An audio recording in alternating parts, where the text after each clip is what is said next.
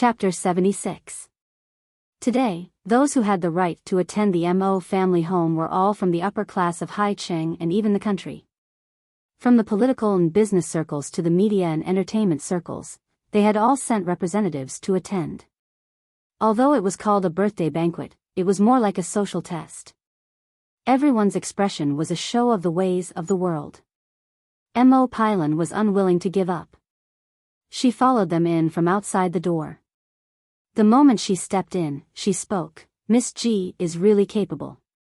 You can coax our Jing Shen into treating you like a precious jewel. You're so capable, yet you haven't returned to the Mo family in half a year after getting married. Why don't you continue to grow your skills and continue to be Mrs. Mo in the U Garden? Why did you come to the Mo family home? After all, you've never placed us old things in your eyes. Jin Wan was about to speak up when Mo Jingshan pressed down on her in his arms. Jin Wan's health isn't good. I was the one who arranged for her to rest more in the U Garden and go out less. It has nothing to do with Jin Wan. Mo Jingshan spoke up to protect her. His attitude was cold and indifferent, not giving her any face at all. Mo Pylon rolled her eyes.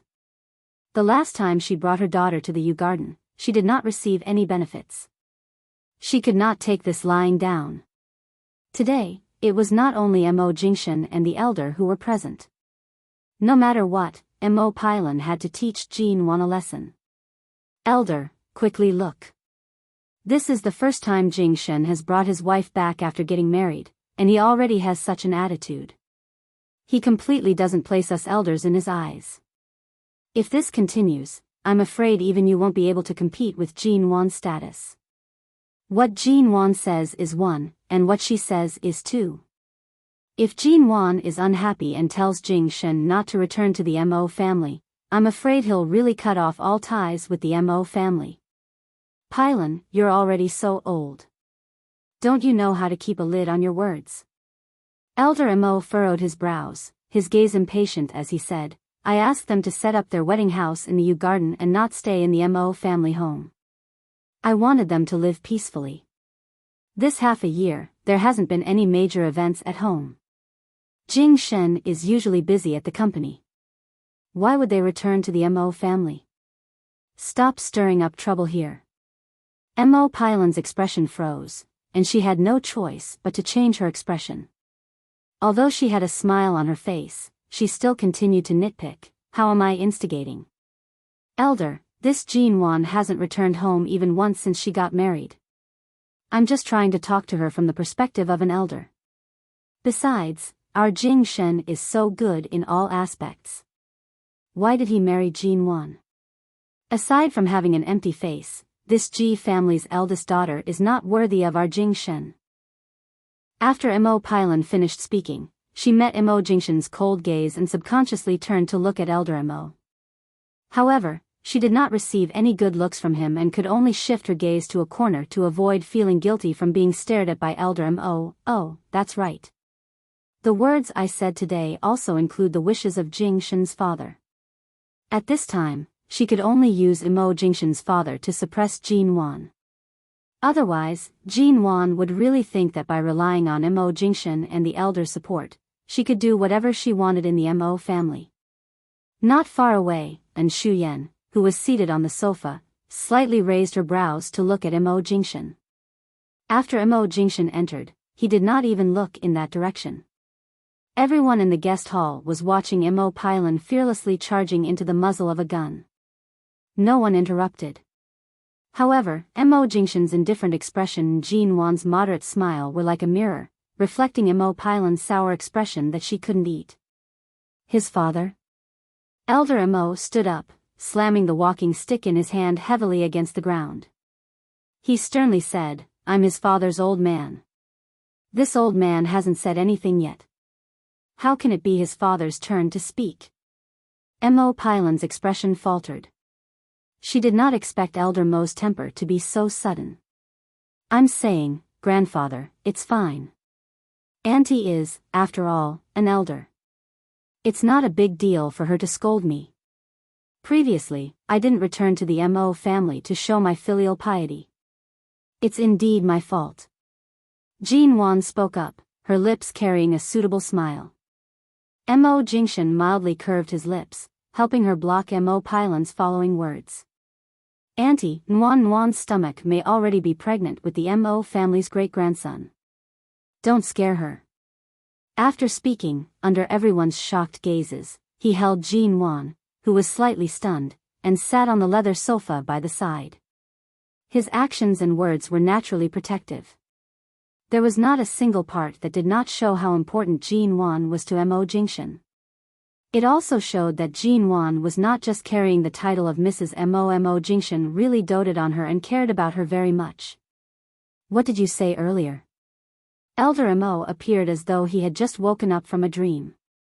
Right now, he could not care less about Mo Pailan's twisted expression and directly glanced at Jean Wan's stomach. Mo Jingshan's gaze was cold and calm. Jean Wan suffered a cold when she was young. Her body is slightly weak. Even if she wants to be pregnant, she still needs a period of time to recuperate. In the past half a year, I've been letting her rest in the Yew Garden and reduce her movements. I didn't expect that such a small family matter would be an eyesore to Auntie's eyes.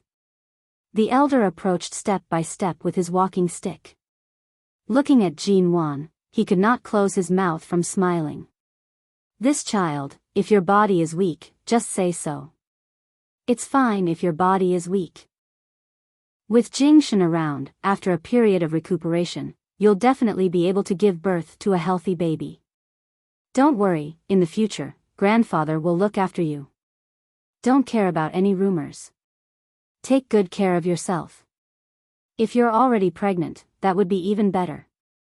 But you still have to take care of your own body. Grandfather's body is still strong. I can wait. As he spoke, the elder turned back to glare at Mo Pailan. Jean Wan has been preparing for pregnancy and has been recuperating at home.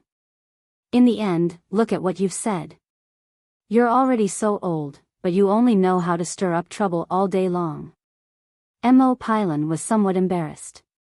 She pulled a long face, but she did not dare to casually mock and speculate about the matter of the Mo family's great-grandson. After all, this was the elder's bottom line. If she crossed the bottom line, it was likely that she would not be able to enter the Mo family's door in the future. On the other side, Jean Wan quietly glanced at the man beside her from time to time. Preparing for pregnancy? Mo Jingshan was indeed very black-bellied. With just these two words, he was enough to block out all the words against her. After all, her position as Mrs. Mo was stable.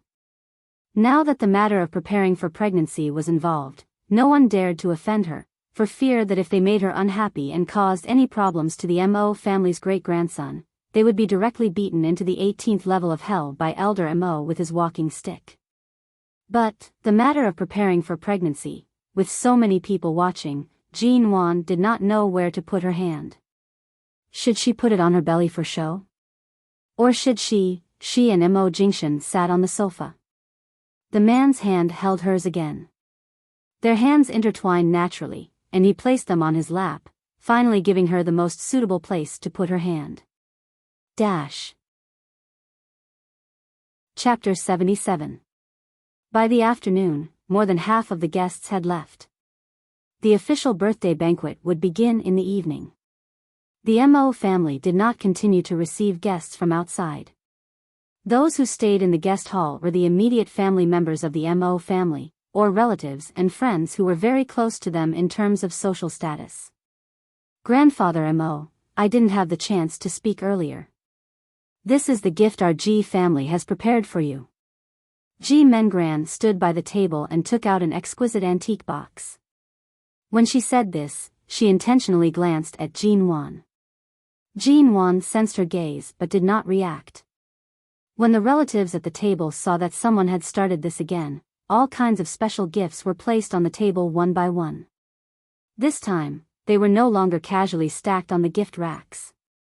Instead, they took the initiative to open the gifts and show them to the old man as if they were presenting treasures. Ji Mengran saw that the time was right. She abruptly opened her mouth. Big sister, why haven't I seen your birthday gift? Quickly take it out for grandfather Mo to see. I dare to believe that your birthday gift will definitely be very special. As she spoke, she winked at Jean Wan. She smiled brightly, appearing innocent. It is indeed special. After all, it wasn't easy to obtain. Jean Wan took out the red sandalwood box that she could not tell what was inside and placed it on the table. Seeing that the size of the box was the same as the chessboard that Ji Mengran had previously given her, Ji Mengran's eyes revealed a hint of excitement. When Ji Hongwen saw the box that Jean Wan took out, his brows imperceptibly furrowed. "Grandfather, this is a surprise for you. I believe you will definitely like it."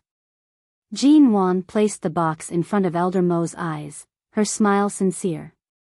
Elder Mo was smiling. Before he could speak, Ji Mengran suddenly stared at the red sandalwood box. She spoke with a shocked expression, "It can't be, big sister. This is the birthday gift you want to give to Grandfather Mo?" Jean Wan was unruffled. "What is it?" Ji Mengran maintained her shocked expression. "Looking at the size of the box, what is inside? Could it be our family's early Tang chessboard? A few days ago, Dad lost his most beloved antique. I didn't expect you to secretly take it away. Sis, I know you want to please Grandpa Mo, but you can't steal Dad's most treasured antique to present Buddha with borrowed flowers." At this moment, Ji Hongwen could barely sit still. "My little daughter has a loose tongue. Elder Mo, please don't take offense.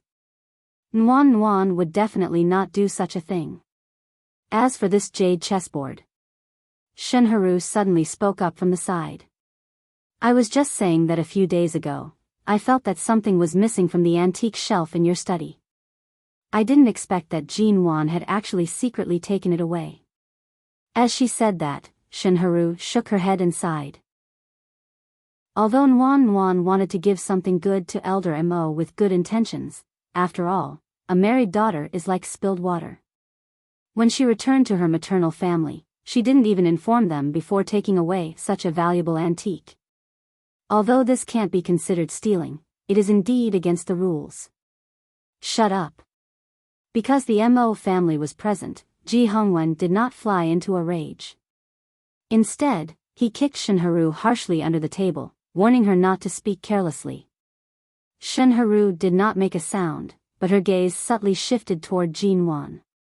She did not believe that Jean Wan would have the ability to clear her name with the evidence and witnesses present. After all, neither her maternal family nor in-law's family could prove her innocence. Although this matter was not big, it was not small either. In the eyes of the two families, even if Jean Wan's tongue was rotten, it would be useless. Jean Wan maintained her calm smile. "What chessboard? Mengran and Auntie Shen, why can't I understand a single word you're saying?" It was truly an unexpected gain. This matter was actually not caused by Ji Mengran alone. She was still wondering how the chessboard could be taken out so easily. It seemed like Shenharu had helped her from behind the scenes. It was truly a flawless show. If it was the Jean Wan from her previous life who did not have her guard up against Ji Mengran, she would most likely be wronged to death. Even if Elder Mo suppressed this matter and helped her smooth things over, there would still be scolding behind her back. She would be mocked and ridiculed by her friends and family for the rest of her life. "Big sister, don't play dumb. The chessboard is right inside. You can't possibly take back the gift that has already been delivered to Grandfather Mo." Ji Mengran raised her voice. Jean Wan glanced at her, an undetectable cold smile hidden in her eyes. "Mengran, why are your words so strange today?" "Big sister, I'm doing this for your own good. Stop acting. You stole this jade chessboard from the early Tang dynasty and gifted it to Grandfather Mo. Even if Dad doesn't hold it against you now, this chessboard cannot be used as a birthday gift." Ji Mengran spoke while sighing. This chessboard belonged to a eunuch who caused chaos in the court during the early Tang dynasty. That eunuch was later sentenced to death by 1,000 cuts because of his conspiracy. After his death, his corpse was buried by his trusted aides. At the same time, this chessboard was buried with him. This was an item buried with him. Even if it is an expensive antique that is worth collecting, this kind of thing definitely cannot be used as a birthday gift. Ji Mengran's voice became softer and softer. It was as though she did not intend to say all this, but her voice was just loud enough for everyone to hear. Gifting this kind of thing, big sister, what are your intentions, Mengran? Ji Hongwen had originally planned to admit to her mistake after his initial shock.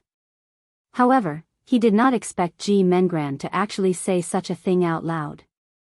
He immediately wanted to slap her to death. Ji Mengran had already spoken and could not take it back. She looked at Jin Wan fearlessly. However, she did not see any signs of shock, panic, or even fear on Jin Wan's face. She had finally found an opportunity to cause Jin Wan to lose her footing in the Mo family. She could not let it go so easily. All the relatives and friends present had differing gazes. However, because Elder Mo maintained a cold expression and did not speak, no one dared to casually slander her. However, in such a matter, even if the elder wanted to protect Jin Wan, he most likely would not be able to do so, right? On the elder's 80th birthday, she gifted a Tang dynasty eunuch as a burial item. Furthermore, it was a eunuch who died a horrible death by 1,000 cuts. This was simply unreasonable. Mo Jingshan sat by the side with an indifferent expression. Only when the show was almost over did he coldly sneer. Ji Mengran saw that Mo Jingshan did not immediately speak up to protect Jin Wan. She guessed that he also felt that Jin Wan had gone overboard with this matter. She then said, "Brother Jingshan, I didn't mean to say such words in such a situation. Compared to my big sister's face, Grandfather Mo's health is more important. Gifting such an item is really not good. That's why Mo Jingshan's eyes carried a slight smile. He did not look at Ji Mengran but calmly glanced at the unopened red sandalwood gift box in front of Elder Mo. Chapter 78. Ji Mengran's expression stiffened. Because of Mo Jingshan's nonchalant words, all her efforts were immediately put on the table. She bit her tongue, turning to Shunharu for help.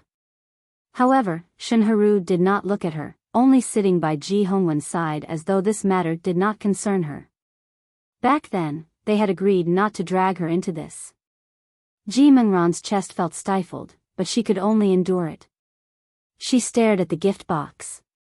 After all, with this thing here, Jin Wan would not be able to escape responsibility. From what I see, we should hurry and open the gift box to take a look. Ji Mengran insisted. Jin Wan smiled, calmly reaching out. However, the moment her hand touched the gift box, she suddenly received Elder Mo's gaze. The elder could tell that Jin Wan had fallen for his trap. To prevent her from being put on the spot, he used his gaze to warn her not to open the gift box. If it really was that thing, not only would he feel unlucky, but many of the famous people present were also superstitious. If it really was what Ji Mengran said, Jin Wan really would not be able to find a way out. Jin Wan gave the elder a reassuring smile. Her hand gently pressed against the box, and the expensive red sandalwood gift box was instantly opened. The moment she saw the item placed neatly in the center, Ji Mengran, who had just stood up due to her agitation, immediately trembled. How was this possible? She had clearly handed it to Jin Wan earlier, but it was not. Seeing the item in the box, Ji Hongwen, who was by the side, immediately released a sigh of relief. However, he immediately furrowed his brows, coldly glancing at the petrified Ji Mengran. This brat was courting death. She had really thrown away the Ji family's face. Grandfather, this is just a farce. I've let you watch a joke. Jin Wan smiled leisurely. When Jingshan and I went to buy a gift, Jingshan said that you have a preference for ancient chess. This ancient chess manual was left behind by the famous Gu Shiyan during the late Tang dynasty. It has been passed down from generation to generation and was carefully treasured by the imperial palaces. Even now, it is still well preserved. I hope you will like it. Elder Mo was stunned for a moment, as though he could not believe it. When he returned to his senses, he happily reached out to receive it. He opened it and flipped through it, happily nodding his head. This child, are really thoughtful. This is indeed something that I've always wanted to collect but could not obtain. I never thought that I would be able to obtain it before I was born. Mo Jingshan raised his hand and gently pressed down, gesturing for Jin Wan, who had been standing by the table, to sit down. When he spoke, his voice was the same as before. Nguyen specially requested the chess record for you. It took her a lot of effort. The old master nodded happily. He couldn't take his eyes off the chess record in his hand. He kept looking at it carefully page by page. Obviously, he treasured it very much. Jin Wan quietly held Mo Jingshan's hand under the table, whispering, "You clearly won it. How can you say that I begged for it?" Mo Jingshan's voice was low but gentle and clear. "My body is yours. The things I win, of course, are also yours." Jin Wan, it was as if he had been flirted with again. Sitting across the table, Ji Mengran's face had already turned pale. She was flustered and wanted to say that Jin Wan was clearly holding the chessboard, but now she was being stared at by all sorts of gazes. Her father was also giving her a warning look. She raised her eyes to look at Jin Wan. For a moment, she did not know how to smooth things over. What should she do now? The people seated were all very astute. Everyone could tell that she had purposely dragged Jin Wan into the water earlier. How could she explain herself in a reasonable manner? It seemed like no explanation would make sense. Mengran. Jin Wan's voice suddenly came. It carried a hint of coldness, and she had called out to her in front of everyone. Ji Mengran abruptly raised her eyes. Right now, she was both afraid and hateful. The fear in her eyes could not be hidden. Jin Wan's tone dragged out slowly, but it carried a hint of coldness that could not be ignored. "I'm afraid there must be some misunderstanding between us. This is also your first time at the Mo family home. Why don't you follow me to the backyard for a walk? Let's have a chat." Ji Mengran's face paled. After so long, she already knew that Jin Wan was no longer the same person who would allow herself to mess around. Aside from the Ji and Mo families, there were also many famous people present. She had really suffered a huge loss. Ji Mengran lowered her head and did not speak. However, she did not plan to follow her. Ji Hongwen angrily said, "Why aren't you leaving with your sister? Do you want to continue arguing in front of so many people? Your sister has already given you enough face." Elder Mo also abruptly said, "Indeed, I think there seems to be some misunderstanding between you sisters. This is the first time this old man has seen a younger sister frame her older sister in front of everyone. If you have anything to say, go to the back and speak." Ji Mengran's expression became even more flustered. Her eyes flickered, not daring to look at them or Jin Wan.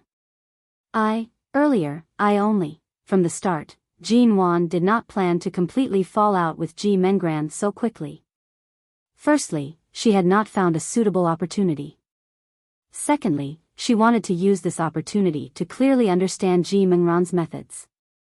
However, right now, this opportunity was extremely suitable. Since Ji Mengran did not wish to have a good life, she could not blame her for being impolite. Ji Mengran followed Jin Wan out of the banquet hall. Jin Wan did not speak along the way. Ji Mengran followed behind, her heart secretly beating like a drum. When they reached a place in the Mo family's backyard where there were fewer people, Jin Wan turned around. At the same time, Ji Mengran raised her head to stare at her. She seized the opportunity to speak first. "Sister, I'll be frank with you. Today's matter was indeed intentional. However, it was also because previously, Pa." An extremely loud slap rang out. It was crisp and sudden, causing the helpers passing by to jump in fright. Ji Mengran was so shocked that she could not even maintain an expression. She did not dare to believe that Jin Wan had actually slapped her. What was even more unbelievable was that the person who slapped her was the Jin Wan who had always given in to her and doted on her since she was young. Ji Mengran raised her hand to cover her face. She was so shocked that the muscles on her face froze. After a long while, she screamed in disbelief, "Jin Wan. You actually slapped me, Pa." Another clean and ruthless slap flew over, causing Ji Mengran's face to turn to the side. Jin Wan's icy voice carried a frosty coldness. "I slapped you. Shameless, shameless, and endlessly seeking death." Ji Mengran screamed in anger, "Jin Wan." She had never been slapped by anyone in her entire life. However, she was actually slapped by Jin Wan. She was even slapped twice. Ji Mengran was so angry that her entire body was trembling. "Jin Wan. What I hate the most is your self-righteous arrogance. Why do you always have to stand on top of me? Why can you?" Jin Wan coldly smiled, raising her hand to slap her again. Ji Mengran did not expect there to be a third slap. She was slapped silly, and her entire face froze in place. Chapter 79. Because I'm your older sister. Because everything I've obtained is fair and above board. No matter how arrogant and conceited I was, I've never schemed against my own family or even thought about my own sister's husband. Ji Mengran, this is called being shameless. Jin Wan did not hesitate in the slightest. She did not give her any face. Ji Mengran was stunned. In the next moment, she was so angry that her entire body was trembling. She did not expect Jin Wan to know everything. So, everything she did, Jin Wan saw it all? She deliberately beat her at her own game? Was that why the tables had turned so suddenly today? Ji Mengran suddenly felt afraid. She held on to her reddened face and sobbed weakly, I didn't think much of it. I just couldn't stand the way you treated Brother Jing Shen in the past. I feel that you've let him down and let him down. That's why all of a sudden, Ji Hongwen walked out. Clearly, he had heard their conversation earlier. Jin Wan saw him and expressionlessly walked to his side. Dad, you handle this. Finishing her words, she walked out of the backyard without turning back. Ji Mengran turned back to see Ji Hongwen's heavy expression. She was so frightened that her face turned pale. Dad, Ji Hongwen did not speak.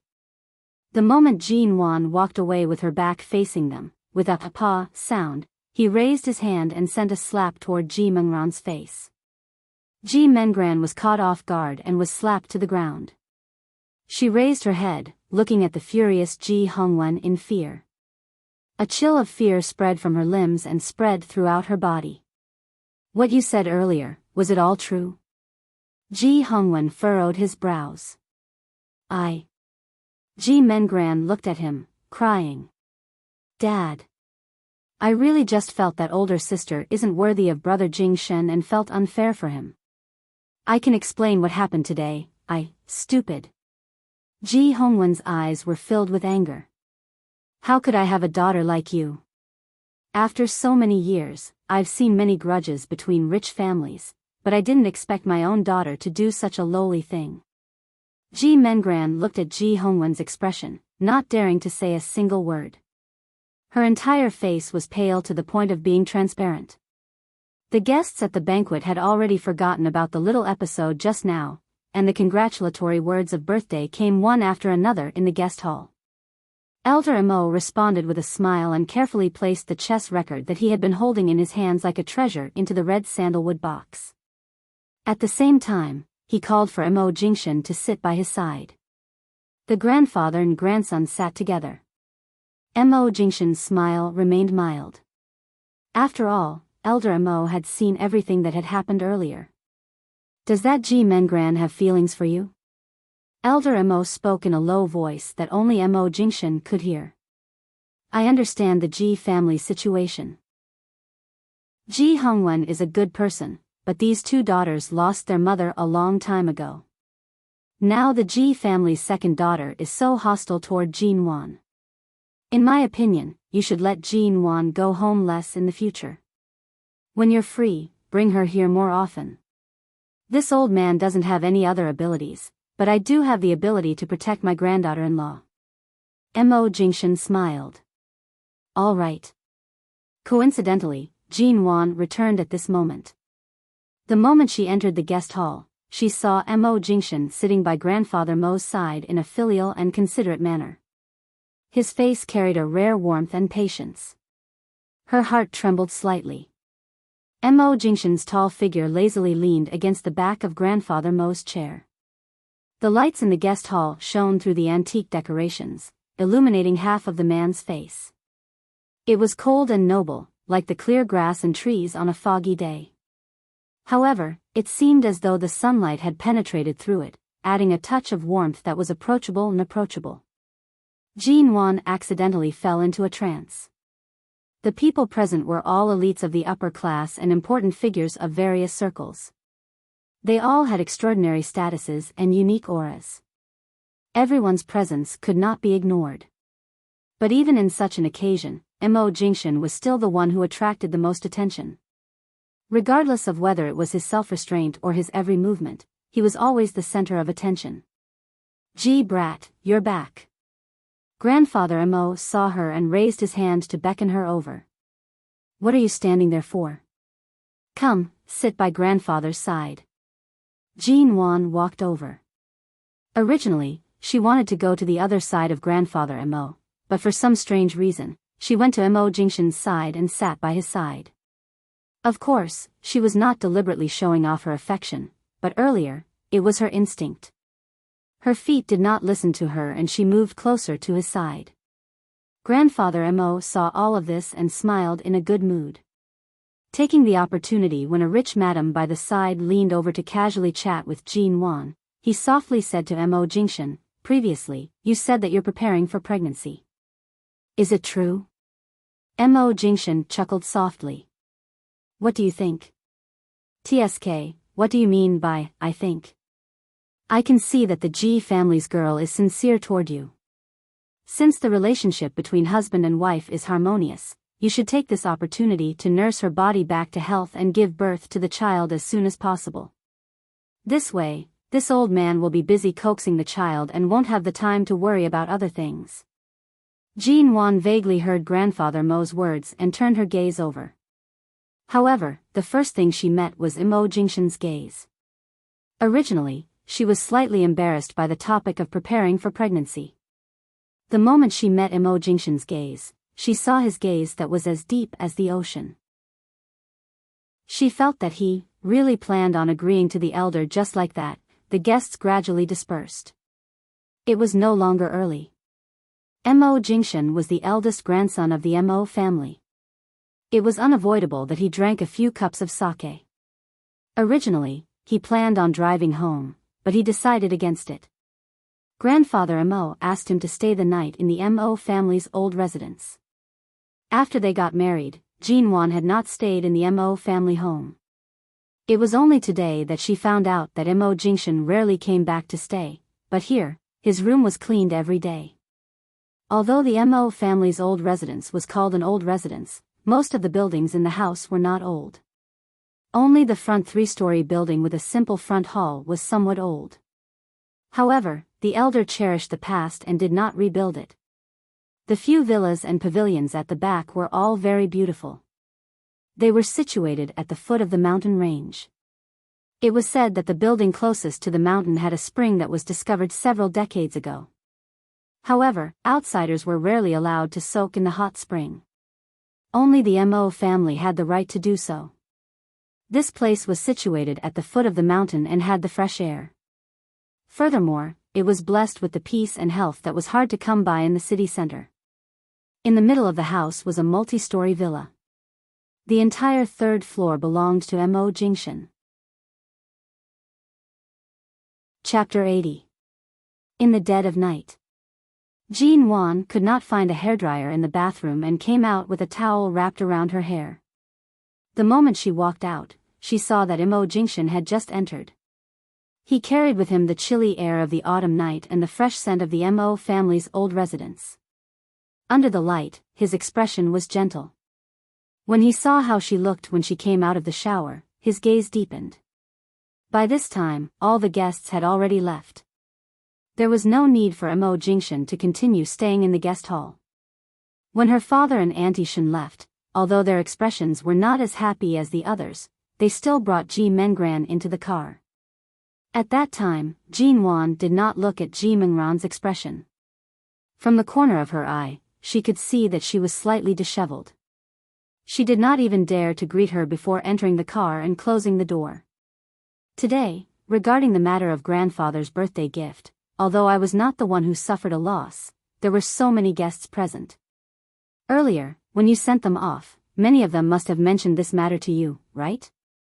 Jin Wan asked. Mo Jingshan lowered his head to glance at her. Today, the people who stayed behind all knew how to write the word propriety. Although they mentioned it earlier, once they stepped out of the Mo family's door, no one dared to say a single word to outsiders. Jin Wan was startled. Did you say something to them when I wasn't around? Don't worry about them. I'll deal with it. Mo Jingshan was unperturbed. You did well today. You killed the chicken to warn the monkey. In the future, those who are secretly against you will not dare to do anything to you. Be Mrs. Mo in peace. I'll handle everything. Oh, then what did grandfather say? Him. Of course he'll side with you. Although grandfather is old, he sees things very clearly. That's good. I don't mind leaving a bad impression in other people's eyes. But with Ji Mengran's actions today, although she did not receive any benefits, it can be considered a small farce. No matter how you look at it, it won't be good. Mo Jingshan's gaze was dark as he watched her. Grandfather will never let you suffer a loss in the Mo family. Tonight, there will definitely be someone who won't be able to sleep, but that person will definitely not be you. Jin Wan instantly felt as though she had eaten her fill. She pursed her lips. Regarding today's matter, my dad must be extremely angry. Both the palm of his hand and the back of his hand are meat. Both sides are his daughter. Mo Jingshan's voice was low and heavy, calm as usual. Do you think he didn't notice that Ji Mengran's actions weren't normal? It's just that he didn't want to say it out of respect for his daughter. In today's situation, he was also forced to this step by his second daughter. You didn't do anything wrong, don't take it to heart. Oh. Jin Wan raised her hand to hold up the towel that was about to fall off her head. She wiped her wet hair with the towel and paused for a moment before asking, what about you? If I really fell for it today and lost all my face, what would you do? Mo Jingshan lowered his gaze to look at the little woman who had just showered. Her face was still slightly damp, and he reached out to pinch her chin. You still have Shenharu in front of you. Letting her off today is on account of the Xing family and the Ji family. But if she really wants to push you into an unbearable situation, I don't mind using her severed son to threaten her. Let's see if it's more important to be at odds with you or her son's life and future. The man's voice was low and mild, but Jin Wan's heart was completely at ease. On the importance of having a good husband, right now, she completely understood that Mo Jingshan would only do one thing, and that was to give Jin Wan a sense of security that no one could replace. No matter what, he would definitely be able to help her solve any problem. Even if she was careless and fell for someone else's scheme, he would not give her a chance to lose. The next day, in order to merge her two small real estate companies into a large studio, Jin Wan sorted out the financial and project information. She was so busy that she forgot to eat and sleep. It was already past 10 o'clock in the evening, but Mo Jingshan had yet to return. Jin Wan stretched lazily and picked up her phone to check the time. She saw 2 missed calls from Xia Tian. She had been busy earlier and had a 2-hour video conference with the studio. She had switched her phone to silent mode. Jin Wan dialed Xia Tian's number, and the call was quickly connected. Xia Tian's voice was ambiguous. Wan, did your husband tie you to the bed? He's finally willing to let you take time to look at your phone? Jin Wan pursed her lips. Mo Jingshan should be busy tonight. He hasn't returned yet. He's not home. Then why did you take so long to call? I thought you and Mo Jingshan would have sex every night, doing all kinds of positions. Jean Wan turned to sit by the bed, picking up a pillow and hugging it in her arms. Can you stop thinking about such things? An unmarried man is even more ferocious than a married man like me. Xia Tian chuckled, sitting on the bed and taking a bite of watermelon. Jean Wan had not had time to go to the hospital recently. She asked tentatively, recently, you've been so quiet. You haven't even called me a few times. Is someone accompanying you? Xia Tian stuffed a lot of watermelon into her mouth. Her tone was muffled. How did you know? Jean Wan's heart sank. The man who knocked you earlier, is he chasing you? Xia Tian almost choked on the watermelon. She coughed several times before cursing hoarsely. What the heck, do you know how to calculate? I haven't seen you for a few days, and you've become a half-immortal. Jean Wan's expression turned cold. As expected, Xia Tian's half-concealed and slightly bashful tone was very familiar to her. Everything was as she had expected. It was just that she hadn't visited him for a period of time, but that bastard still managed to take advantage of her. The next morning, before 7 o'clock, Jean Wan directly drove to the hospital. She had just stepped out of the elevator and had yet to reach the door when she saw Xia Tian being supported by a tall and thin man from the public bathroom. Xia Tian raised her eyes to see Jean Wan. She was immediately shocked. Wan. Jean Wan did not say a word. Her gaze coldly swept past the man's face. She pushed open the door and walked in. Only when Xia Tian was supported in and sat on the bed did the tall man turn to look at Jean Wan. He reached out a hand to her and said politely, "You're the good friend Jean Wan that Tian often talks about?" "Hello, nice to meet you.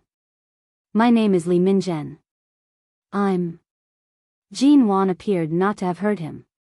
She sat on the sofa by the side of the ward, expressionless. She was unprecedentedly cold. Chapter 81. Jean Wan's aura was too cold today. She did not give him any face at all.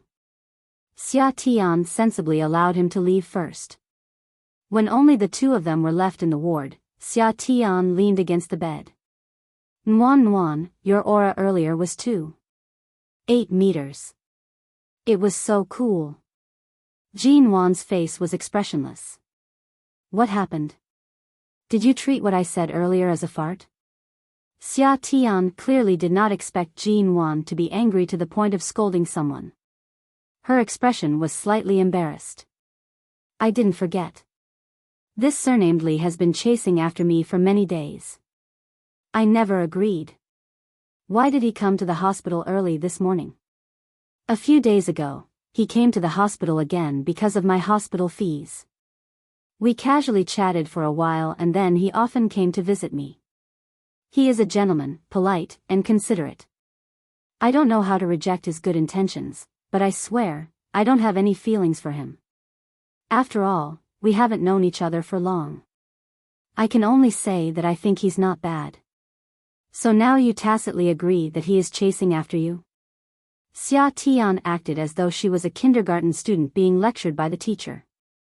You can say that. After a long while, Xia Tian saw that Jean Wan seemed to be really angry and said, "Don't be angry. We didn't go any further. It's just that he was going to fly to S-City this morning. Before he went to the airport, he first came to the hospital to see me. He was going to leave just now, but I suddenly wanted to go to the washroom, so he helped me there. But I swear, he was waiting outside the washroom.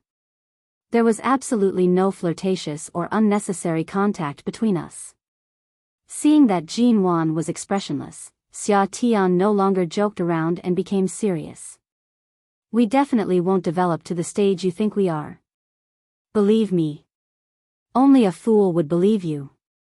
If it weren't for the fact that she could not speak about her rebirth, Jean Wan really wanted to reveal the truth to Xia Tian and let her know how much she had fallen for this scum.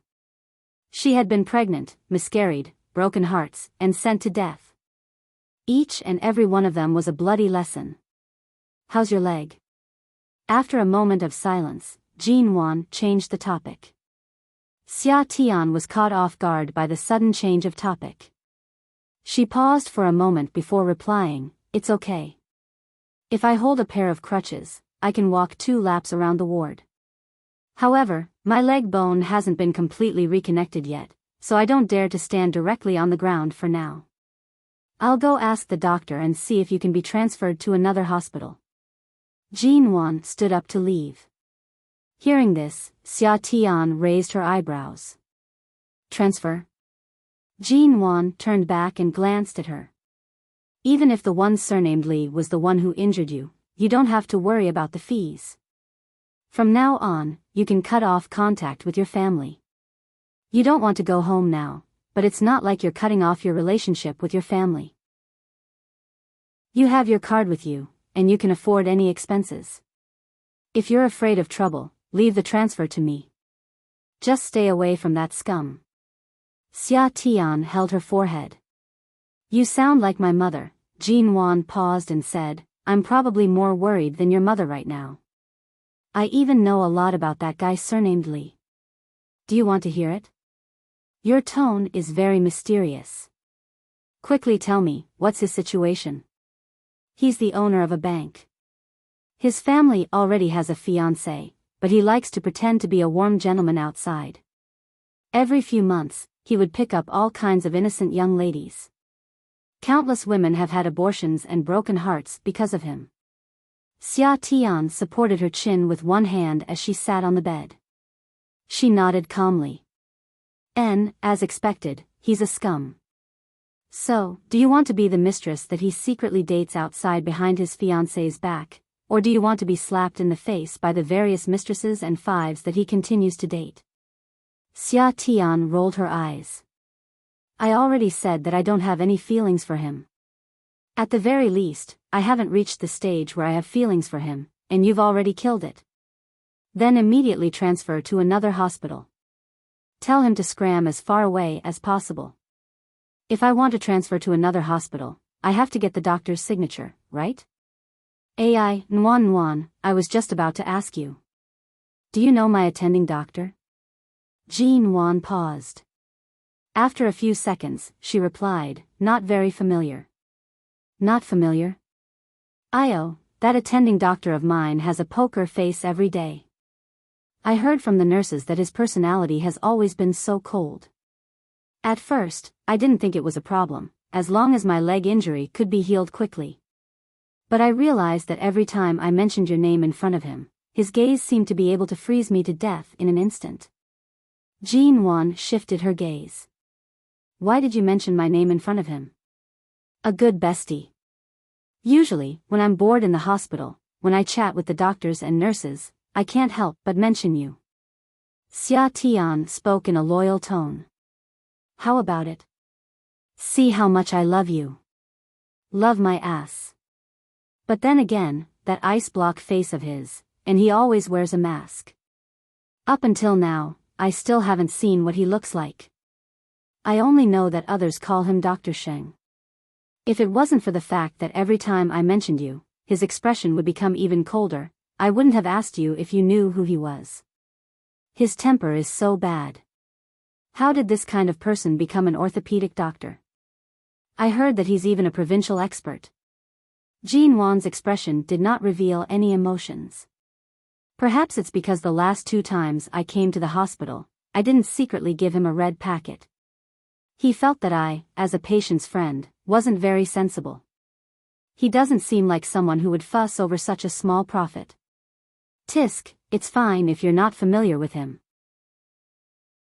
Xia Tian's expression appeared as though she did not want to be frozen again. "I think it's best if you don't look for him about the hospital transfer. If it doesn't work out, Dr. Sheng's face will most likely be covered in ice again." After a moment of silence, Jin Wan said, "I'll think of another way. I'll use my connections and try to get you transferred to another hospital before tonight. There's no need to go through so much trouble. Although Dr. Sheng's temper isn't good, his medical skills are still very good.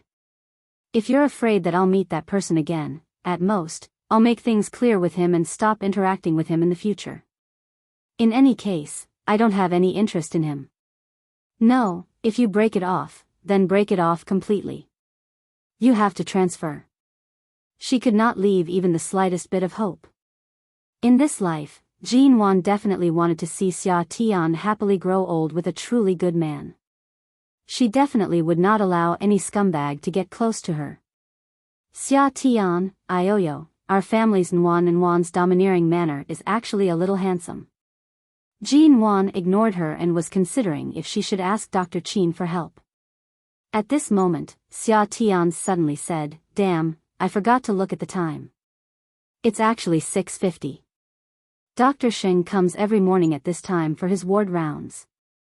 Right now, he should be almost here." She had just finished speaking when the sound of approaching footsteps could be heard from outside. "Nwan, do you want to hide for a while?"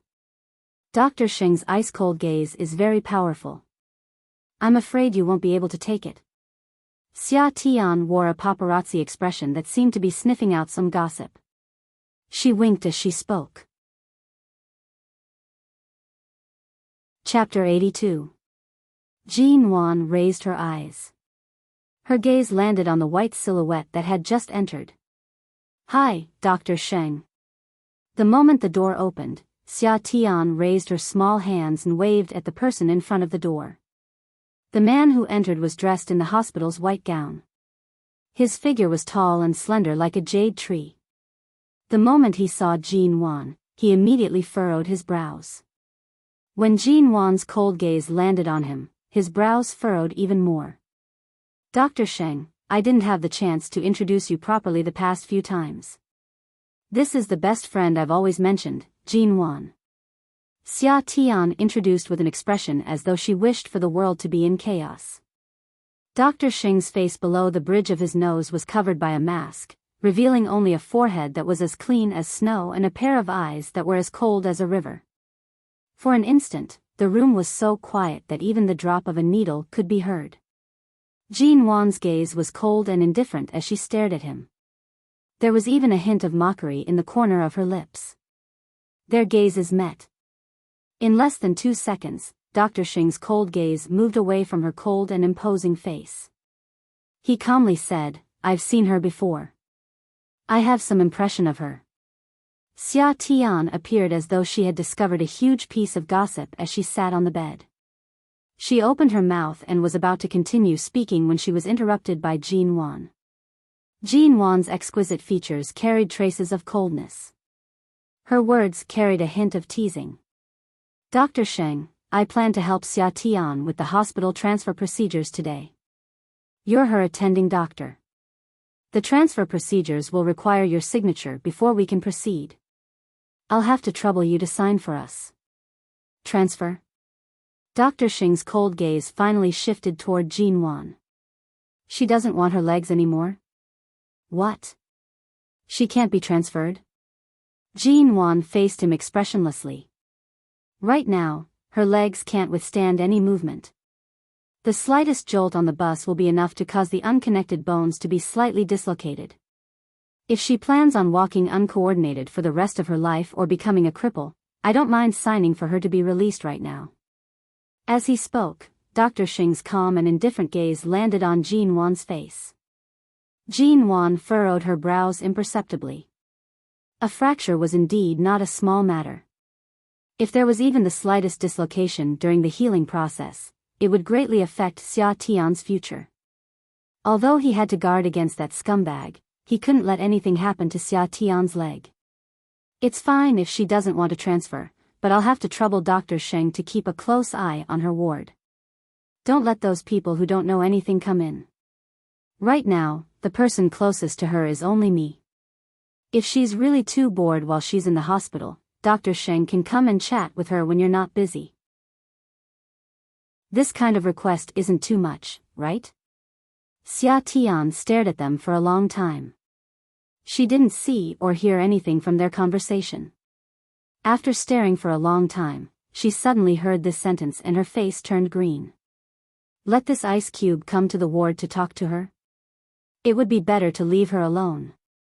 Dr. Xing didn't know how to say nice words to coax the patient, and he was a big iceberg. No matter what she said, he almost didn't care. If he really came to talk to her, it would probably be awkward from the moment he walked in. How awkward, Dr. Xing's brows were cold. I don't have time. Xia Tian thought in her heart. That's right. He doesn't have time, so there's no need for this doctor to come and accompany her. However, Jean Wan unhurriedly curved her lips. She suddenly leaned closer to Dr. Xing. Dr. Xing's brows paused. Because of her approach, his dark eyes trembled. In that moment of absent-mindedness, he heard Jean Wan softly say with a smile that was not a smile, "A few nights ago, something big happened at the bar on the east side of the city that alarmed the police and the media. At that time, I happened to pass by. If I didn't see wrongly, you were there as well." The man's brows were hidden behind his mask. He glanced at her, but his expression did not change. There was no hint of surprise. A doctor actually has time to go to a bar at night? I wonder what exactly he did there. Jean Wan stared at him, speaking unhurriedly. He only looked at her and did not speak. Can't you empathize with a patient who's lying alone in the hospital? Xia Tian has been taken care of by you ever since she was hospitalized. Regardless of the patient's emotions or physical condition, I believe that Dr. Sheng should pay more attention to them. A doctor should be benevolent, shouldn't you? Jean Wan curved her lips at him, but her smile did not reach her eyes. Seeing that the two of them were actually whispering to each other, Xia Tian could not hear anything. She was so anxious that she wanted to jump out of the door. However, right now, she could not even touch the walking stick by the bed, much less get off the bed. She could only glare in Jean Wan's direction with an unhappy expression. I heard that the Xing family has two successors. One has cancer, and the other has been detained for stealing trade secrets. Jean Wan raised her brows. I don't think you can be an orthopedic doctor for much longer. Dr. Xing's gaze darkened. Jean Wan, what do you mean? What I mean is very simple. I want you to take good care of my friend and arrange a ward for her where no one can casually disturb her. If anything happens to her here, I will not hesitate to reveal what happened back then. Right now, it's a crucial time for you to officially return to the Xing family. You need an honorable reason, but I, with a single word, can destroy your reputation. Jean Wan finished speaking and looked at him coldly. How is it, Dr. Xing? My personality right now is not as easy to handle as it was several years ago. It's just a small request, are you still not going to agree? Dr. Xing did not speak. After a moment, he said mildly as though he had no tone, you seem to know a lot about the Xing family's matters.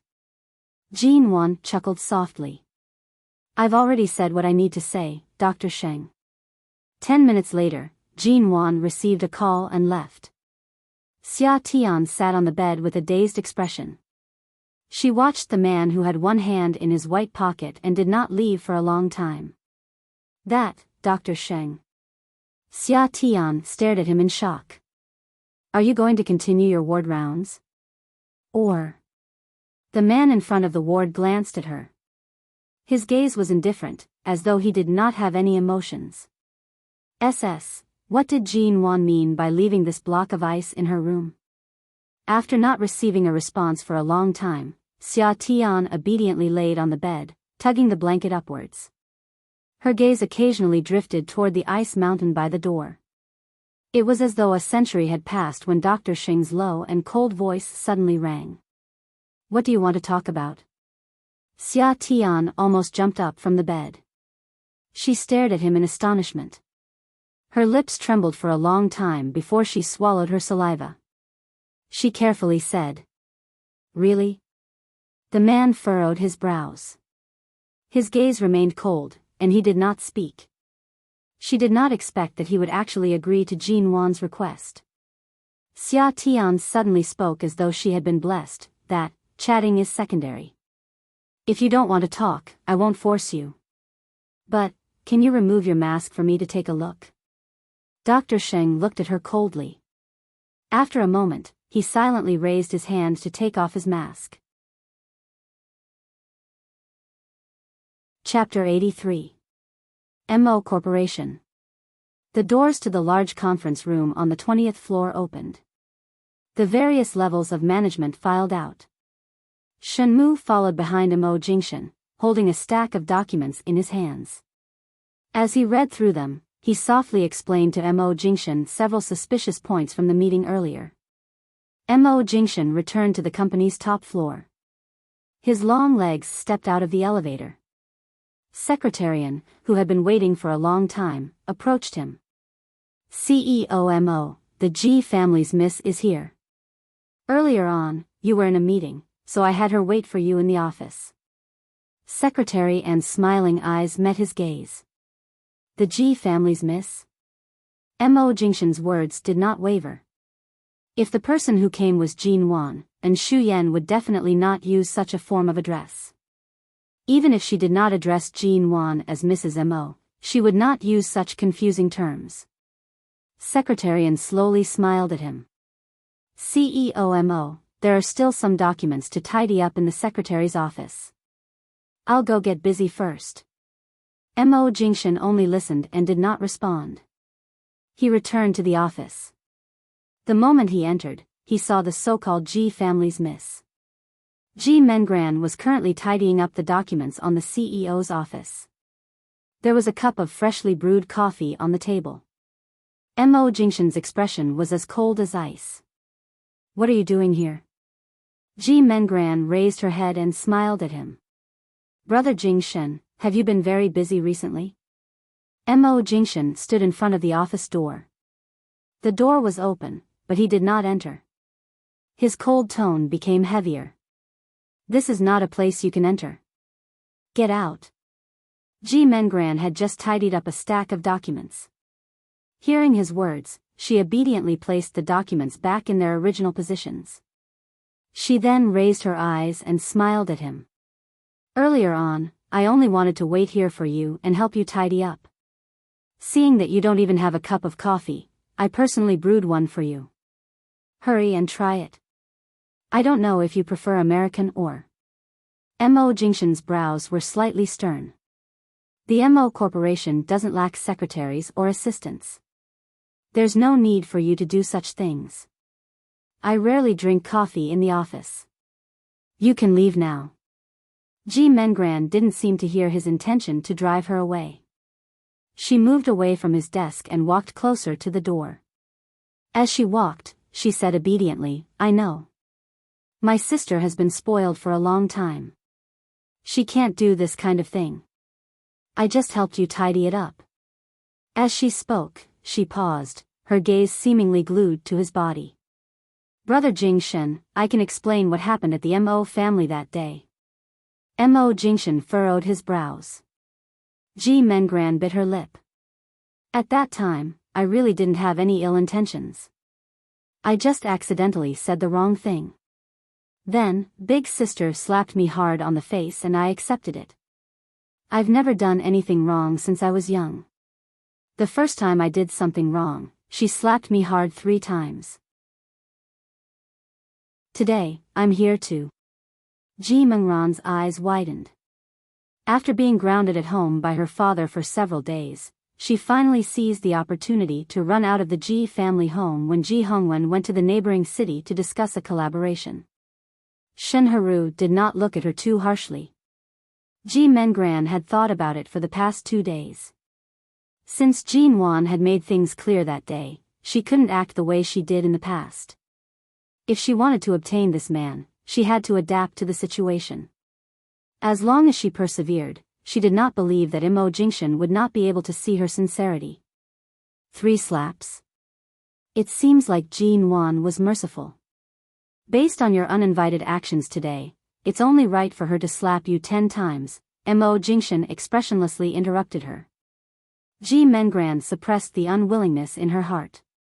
She choked for a moment before saying, Did you really not notice that Jin Wan has changed a lot? In the past, her words and actions were very straightforward. She would never beat around the bush when doing things. But the current Jean Wan, no matter what she says or does, it seems like there's a purpose to it. She hides a lot of thoughts. I suspect that the reason she suddenly approached you is because she has some ulterior motives. Brother Jingshen, you mustn't be deceived by her. Although she knew that Imo Jingshen would not easily pay attention to her words, Ji Mengran still wanted to remind him that Jean Wan's change was definitely not that simple. It had already been so long. She did not believe that he had not suspected Jean Wan's change. Mo Jingshen's lips curved up imperceptibly. It seemed like a smile, but it was cold and devoid of warmth. Ji Mengran instinctively tensed up.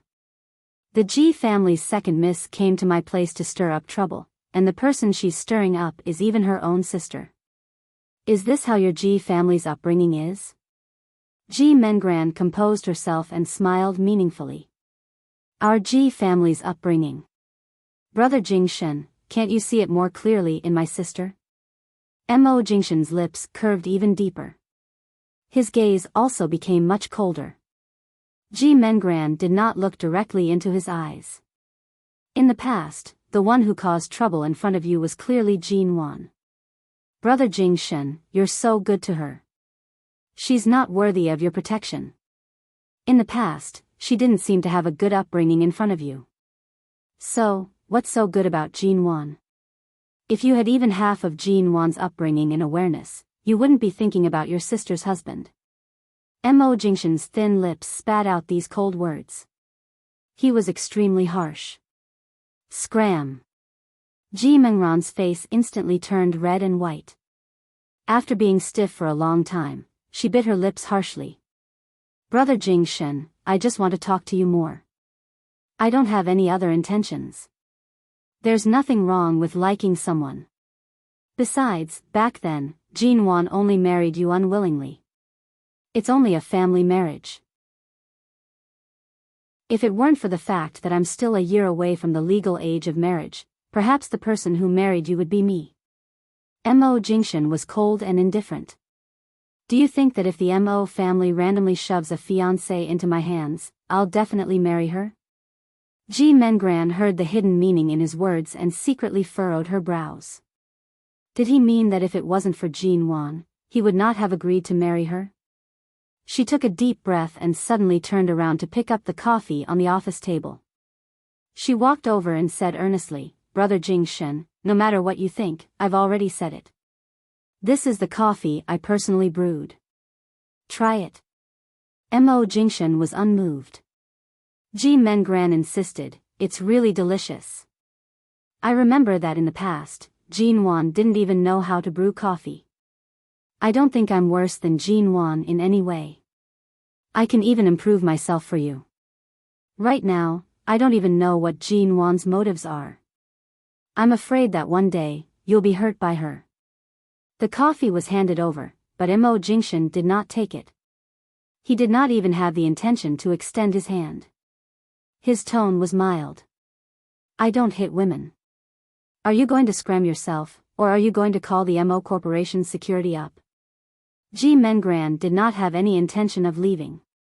She continued to stare at him. At this moment, the sound of high heels hitting the ground could be heard from outside the office. Chapter 84. Secretarian saw the displeasure in Mo Jingshen's eyes and softly explained, CEO Mo, when you were in the meeting, the front desk called and said that Miss G wanted to see you. I thought it was Mrs. Mo, so I did not dare to let them stop her and directly let her in. When she came up, I only recognized her as the second miss of the G family. However, she had already arrived at the office and said that she had something important to discuss with you. I saw that she was Mrs. Mo's family member and could not be considered an outsider, so I made the decision to let her enter the office. Mo Jingshen's eyes and brows were cold as he smiled. To be able to make such a low-level mistake, Secretarian, it seems like America's high evaluation of you needs to be examined. Secretary Anne's expression slightly hardened. After 2 seconds, she softly said, CEO Mo, I'm very sorry. In the future, I won't make such a mistake again. I won't let anyone unrelated to the company in, much less let them enter your office. Mo Jingshan's expression was unreadable. Jean Wan is also unrelated to the company. When she comes, what do you plan to do? Secretary and did not immediately reply. After a moment of silence, she replied, if it's Mrs. Mo who comes to the company, I will first call CEO Mo to ask for instructions. After asking, I ask for instructions? From the corner of Mo Jingshan's eyes, he coldly glanced at Ji Mengran, who was still standing there. He only glanced at her indifferently before speaking to Secretary and coldly, is this your true plan? Secretary and lowered her eyes. Her voice was still calm and gentle. CEO Mo, I don't understand what you're saying. Aside from Jean Wan, anyone who comes to the company to ask to see me, have them look for Shenmu first. If there's a need, have him let them in. Mo Jingshan placed one hand in his pocket. The door to the office was closed. His voice was low and calm, neither fast nor slow. As for Secretarian, I should indeed ask for instructions from America to see if there's a need to keep you in the Mo Corporation. The two words ask for instructions were inadvertently emphasized by Mo Jingshan, causing one to feel a chill. Secretarian instantly pursed her lips and raised her eyes. CEO Mo, if you think that letting Mrs. Mo's sister up today was a wrong decision, you can punish me according to the employee rules. In these few days that I've been in the Mo Corporation, other than abiding by my duties, I've never done anything wrong. If CEO Mo wants to send me back to America now, won't that seem a little too selfish? The corners of Mo Jingshan's lips curved into an unnoticeable, cold smile. I'm selfish? What is Secretary An's motive for doing today? I only let the Ji family's daughter up because I considered that she is Mrs. Mo's. Secretary An calmly explained. From now on, you can use this as a logical excuse to remind me that I should distinguish between business and private matters in the company. From now on, even if it's Jean Wan, she will have to go through you before she can enter the company? Mo Jingshan narrowed his eyes, interrupting her. His face was clear and light in a smile, but it caused one to tremble. Secretary An perfectly displayed her good upbringing. She smiled slightly and revealed a bit of stubbornness. I am only trying my best to do my job.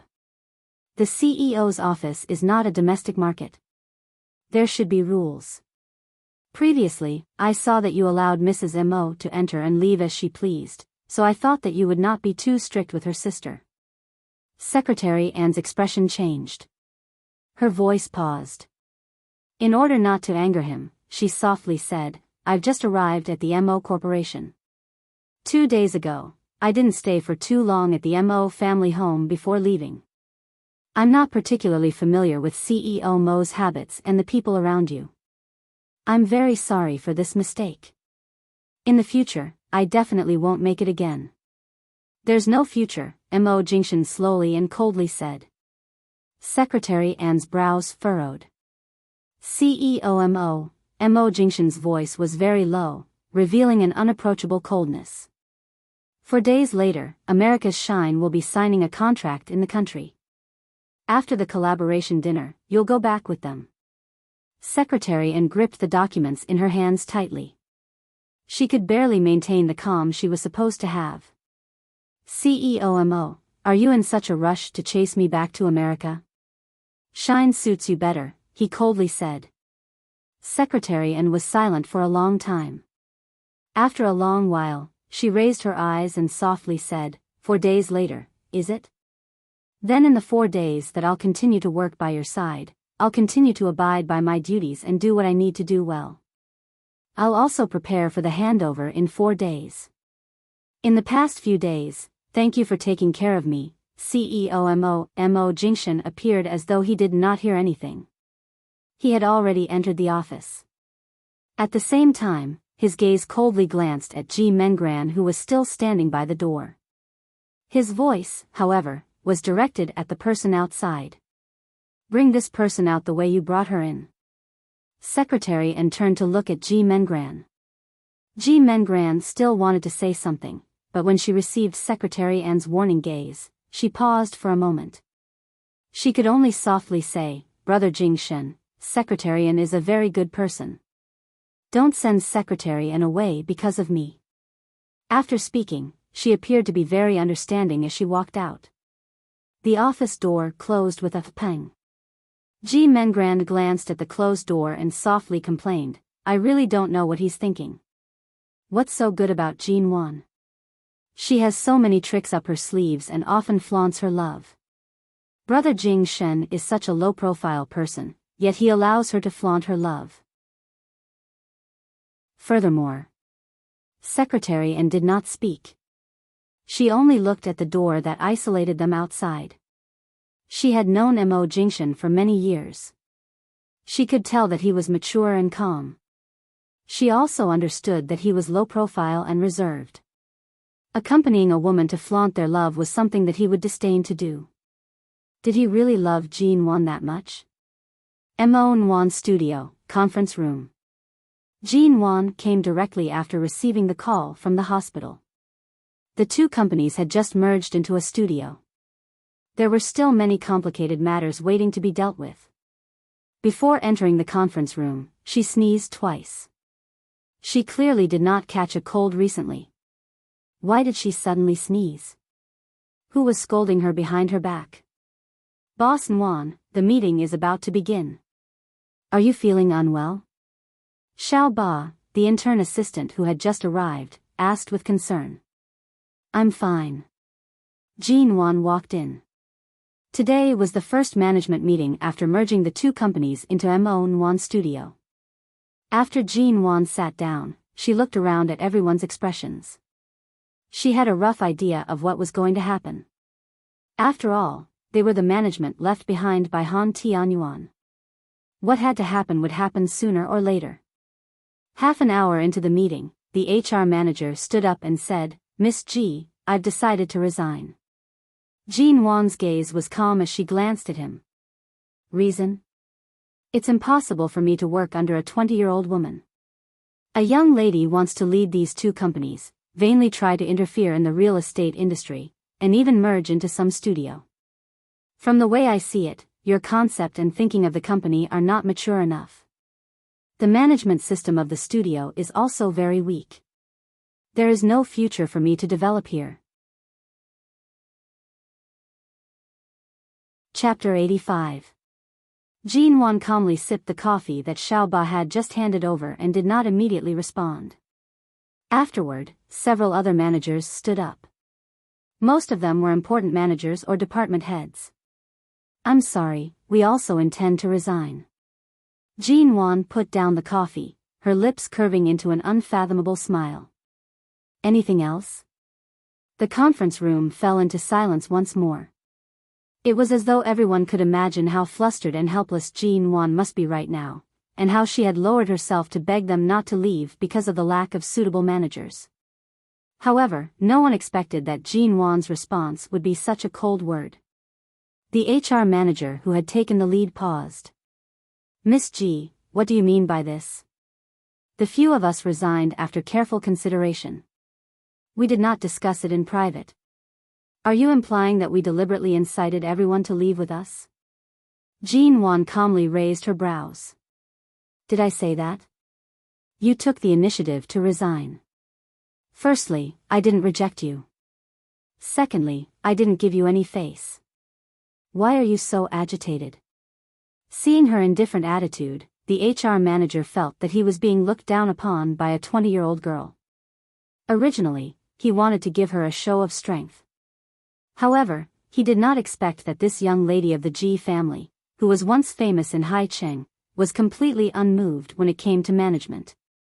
The expressions of the managers who had just submitted their resignations all changed. The conference room was deathly silent.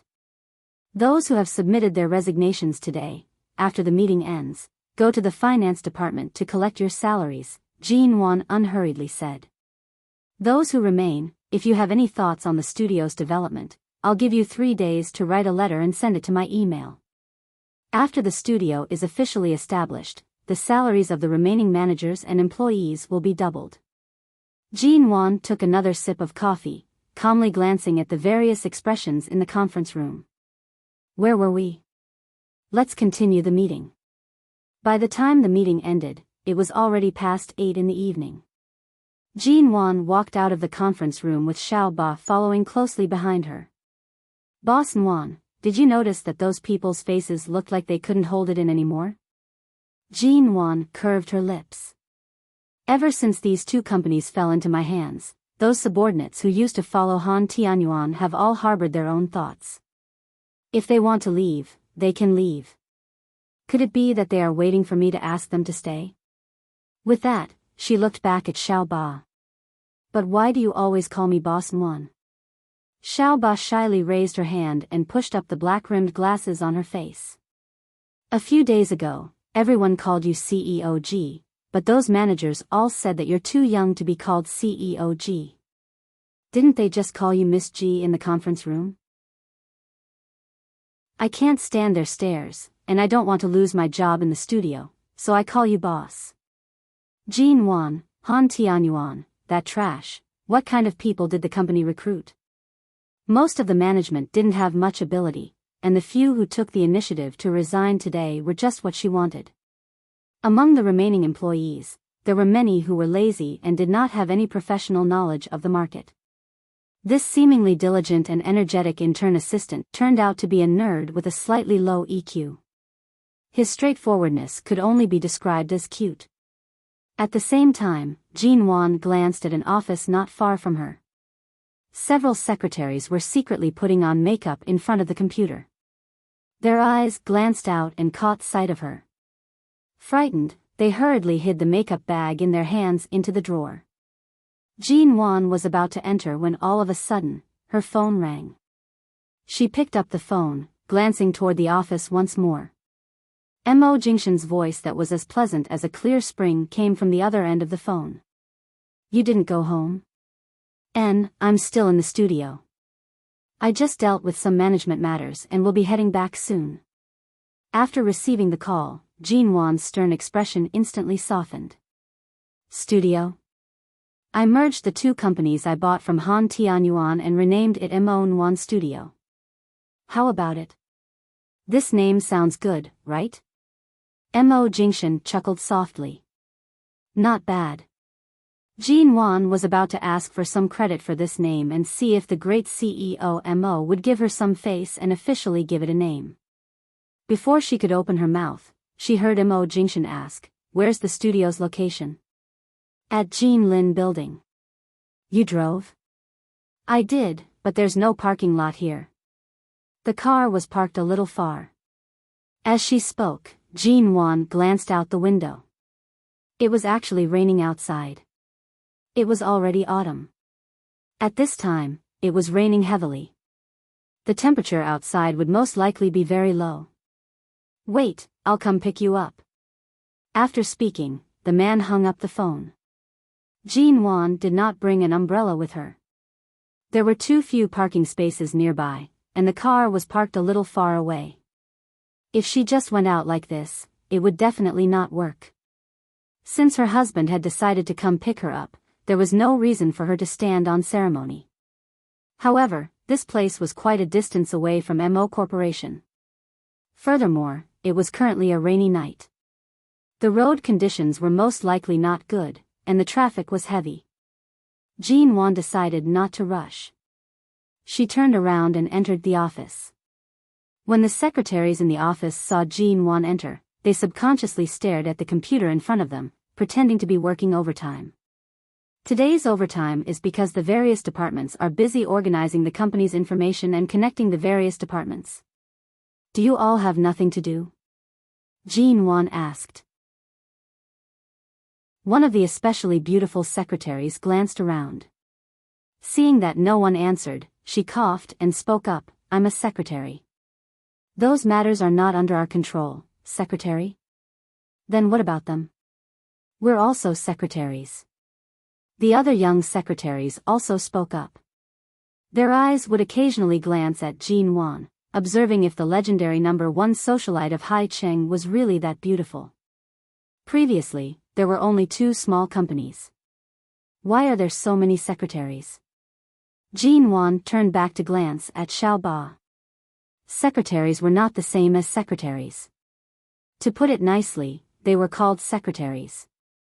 To put it bluntly, they were just little girls who worked part-time as typists and photocopied documents. Xiaoba lowered her head and did not dare to speak. Jin Wan glanced at her again. Xiaoba then softly said, "It's because CEO Han used to be here, that he hired them to be secretaries. Why did he hire so many?" Xiaoba lowered her voice even more. "Because they're beautiful." When they came to apply, even if there weren't any suitable positions, CEO Han would arrange for them to be in the secretary's office, which happens to be facing his office. Jin Wan's temples instantly throbbed. As expected, she was scum. "Bring out their information. Let me take a look." Xiaoba made an "oh" sound and rushed to look for the information. The so-called secretaries in the office all perked up their ears to hear their conversation. One of them felt that she would not be able to stay here for long. She stood up unwillingly and began to silently pack her things into her bag, planning to leave. Chapter 86. Due to Jin Wan's threatening tone, the secretary paused for a moment. She then raised her head and said with disdain, "Che, aren't you just relying on the fact that your family has some stinky money? Do you think you're very capable just because you bought 2 companies?" Jin Wan smiled faintly. "You're not convinced?" "How would I dare to not be convinced? You're the Ji family's young lady. Hasn't the company been consolidated into some studio? I'm sure Miss Ji won't be able to tolerate us. Rather than waiting to be chased out by you, I'd rather leave myself." With that said, the clerk gave a look to the other colleagues, and the other clerks started to pack up without a word. Jin Wan glanced at the secretary who was the first to rebel. She nodded her head in approval.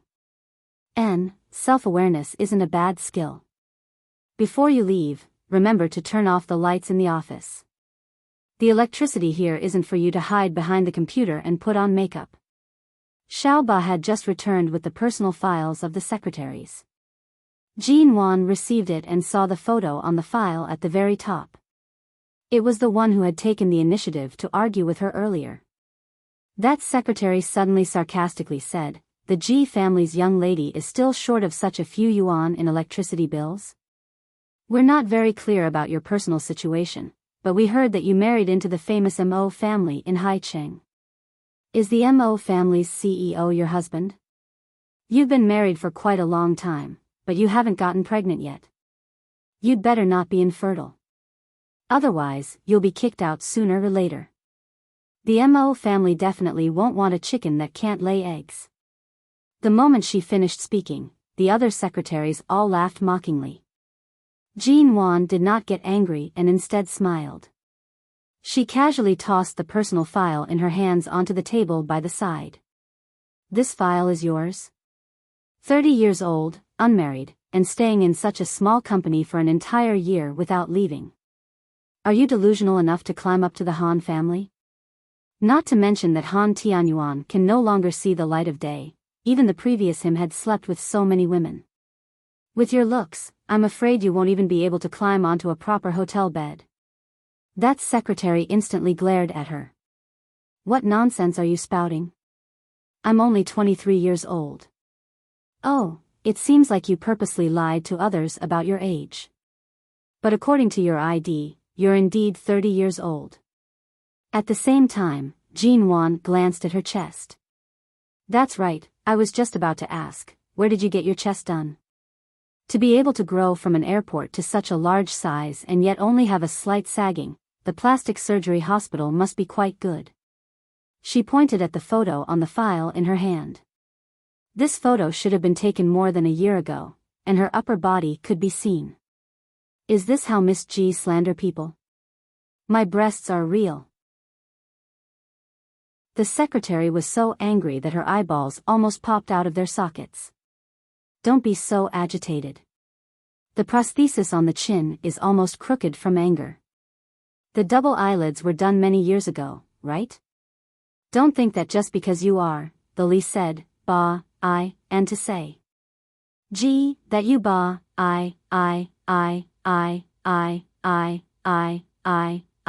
I don't think that just because you're in charge of this place, you can say whatever you want. The secretary's lips turned green. The photo from before is right here. I wonder if Han Tianyuan would have given you the opportunity to be a secretary if he had carefully looked through your file. Jean Wan casually placed the other people's files to the side. That secretary immediately rushed forward and picked up her own file.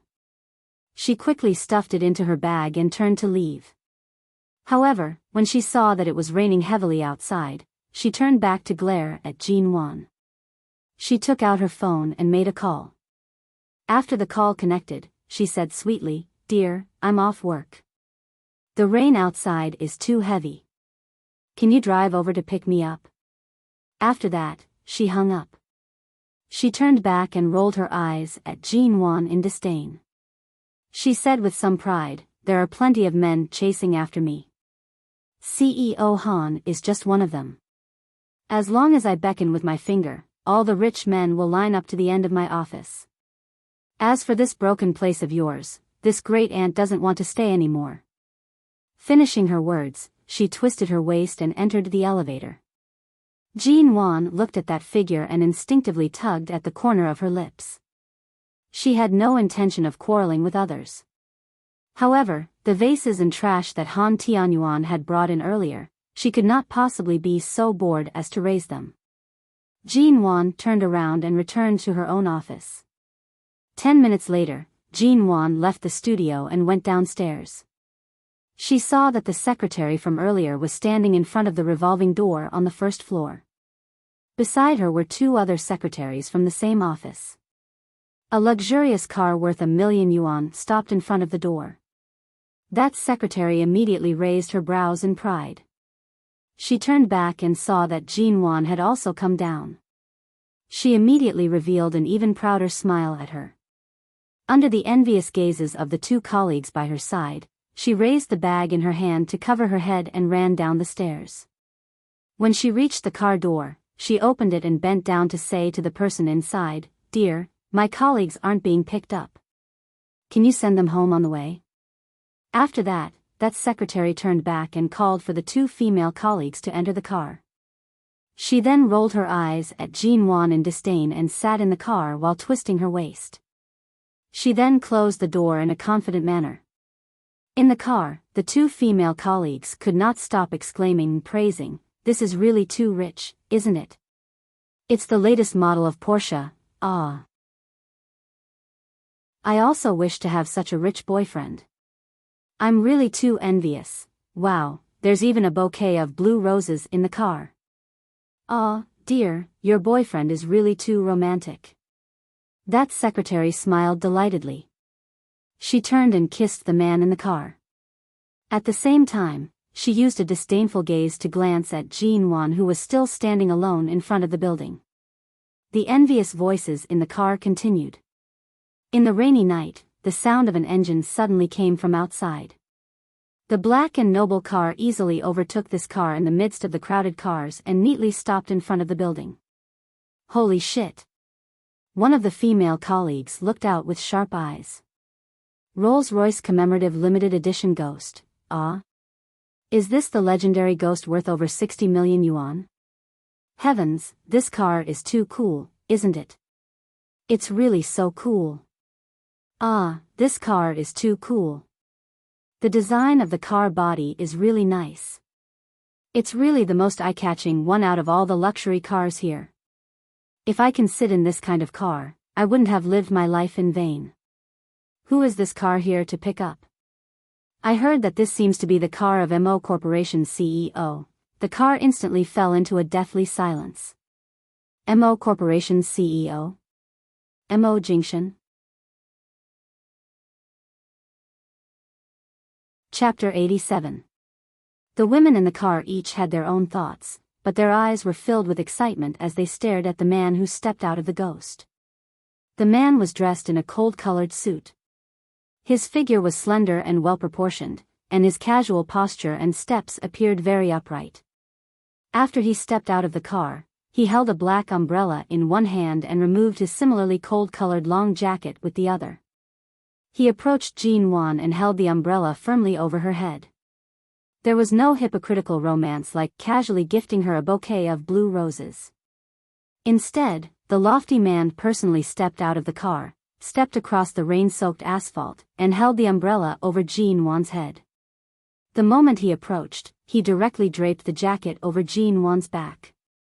At the same time, his long arms reached out to pull her into his embrace to prevent her from being drenched by the wind and rain outside the umbrella. The legendary Mo Jingxian was said to be extremely cold and difficult to approach. However, in front of Jean Wan, he did not put on any airs at all. His meticulous care surpassed everything else. Mo Jingxian lowered his head to see that Jean Wan's complexion was slightly pale from the wind. He held her as they walked toward the car. I asked you to wait obediently, not to run out and wait in the wind. I calculated the time and felt that you would arrive soon. I was afraid that your appearance in my small studio would cause too much of a commotion, so I came down first. Jean Wan touched the jacket that was just draped over her body. I have a jacket on me. Quickly put it on. Mo Jingxian pressed down on her hand that was about to take off the jacket and directly brought her to the car. He opened the door for her to enter first. The wind and rain outside were very heavy. Jean Wan was brought all the way to the car, but she was not drenched by the rain at all. She did not even feel the slightest bit wet. After Mo Jingxian entered the car, he prompted her to fasten her seatbelt. Outside the car, the sound of the rain was soft, and the man's voice was especially seductive. Why are you so gloomy? In a bad mood? Jean Wan tugged on her seatbelt and casually answered, No, it's just that I just merged the studio. There are many people and things that need to be sorted out. I'm a little tired. Mo Jingxian glanced at her listless expression and lightly snorted. Treating your husband as a decoration? From the very beginning, I never intended for you to interfere in the purchase of these two small companies. Mrs. Mo, do you really want to achieve something yourself? If I can't make myself better and more qualified to stand by your side, there will only be more and more people gossiping behind my back. They can't wait for me to sink into the dust and widen the gap between us, Jean Wan said half-jokingly. Mo Jingxian's lips curved. Dust? Even if someone presses you into the ground, I can still pull you out. That's not necessarily true. When I'm by your side, others probably don't even dare to touch a strand of my hair. But what if one day you're not by my side? Jean Wan had only casually said this because of her previous life's experience. Mo Jingxian suddenly turned around, glancing at her. Mo Jingxian's sudden glance confused her. She thought he was dissatisfied with her words, so she didn't continue to talk nonsense. Indeed, everything from her previous life was in the past. The current her was definitely in control of the direction of her life. The gains and losses and fears of the past should not continue to affect her. She thought Mo Jingxian was slightly displeased, but why was it that after only a moment of silence, the man suddenly leaned over? Jean Wan raised her eyes to meet his black eyes due to his familiar scent. She was stunned for a moment. Why are you? She was astonished, and the sound she made was completely swallowed by him. The rain outside was heavy. There were cars speeding by in front, and the street lights on the left illuminated the area. Even though the car windows were completely shut, from the angle of the front window, they could more or less see the situation inside the car. Jean Wan frantically raised her hand to push him away, but the man did not stand on ceremony. He abruptly bit down on her lips, forcing her teeth apart. Slowly, he kissed her inch by inch. Warm and strong hands moved down from her shoulders, pulling her into his embrace through the seatbelt. Jean Wan was slightly dizzy from the kiss. She panted and tried to avoid it, but the man's kisses landed on the side of her neck and ears. He kissed her earlobe, moved around, and sucked on her collarbone. He moved down, biting the edge of her collar as he tugged it down. Jean Wan's hair that was scattered behind her was slightly messy as it circled around her fair neck. This is, in the car. Jean Wan struggled to find her voice, but it was only a soft moan. Mo Jingxian's kiss continued, not giving her the slightest chance to retreat. He entangled the kiss and slowly moved down the side of her neck. Jean Wan was kissed so hard that she couldn't control herself. She whispered a reminder in his ear. Her voice was unbelievably soft. She hooked her arms around his neck and gripped the collar of his shirt tightly, as though she was afraid that she would slip from the seat. Her body seemed to be on fire. Her hand moved down, and her eyes were misty as she pressed her fingers against his shoulder. Even the passing cars can see it. Mo Jingshan paused and did not continue. After 2 seconds of silence, he lowered his voice against her neck. I won't bully you here. His voice was very low and hoarse. Was this not considered bullying? It was as though the car was about to shake right here. Everything was fine, and he suddenly kissed her. He clearly knew that she could not resist his kiss and was almost subdued by him here. Jean Wan glanced sideways, secretly glaring at the man who had returned to control the steering wheel. In the Porsche opposite, although they could not see clearly, they could vaguely see Jean Wan being pressed against the car and kissed for a long time by Mo Jingshan. All of them swallowed their saliva in envy. For a man like Mo Jingshan, not to mention his illustrious family background or his outer appearance, he was definitely the best in the world. Furthermore, his figure was also extremely good. It was likely that in bed, he would definitely be the type that would make women wish they were dead. She then looked at the skinny, fake nouveau riche in the car. In an instant, she felt that there was no way to compare them. It was as though they were billions of light years apart, like the difference between clouds and mud. The two female colleagues only quietly glanced at each other, not daring to show all of their disdain on their faces. However, the clerk sitting in the front row already had a sour expression on her face. She stared at the black and noble limited edition Ghost as it steadily drove away from the building with a sweet-sounding engine sound. After returning home, Mo Jingshan did not speak. Jean Wan thought that after driving for so long, he should have already calmed down. Perhaps tonight, she could check the office's email before sleeping. In the end, the moment she entered the password and the door opened, before Jean Wan could even change her shoes, she was suddenly pulled in by the man. She could not even make a sound before she was kissed. Following that, her nose, cheeks, ears, chin, and finally, her lips. Jean Wan wanted to ask why he was suddenly so passionate tonight. There were clearly no signs of ambiguity earlier. Chapter 88. Jean Wan did not have the time to think. All of her consciousness was carried by the man, and the moment she fell onto the sofa, it disappeared into nothingness. Mo Jingshan knelt by her side, trapping her beneath him. His kisses moved down her neck bit by bit. Jean Wan placed her hand on his shoulder, softly saying, "Wait a minute." The man's movements did not stop. His low and hoarse voice whispered by her ear, "N?"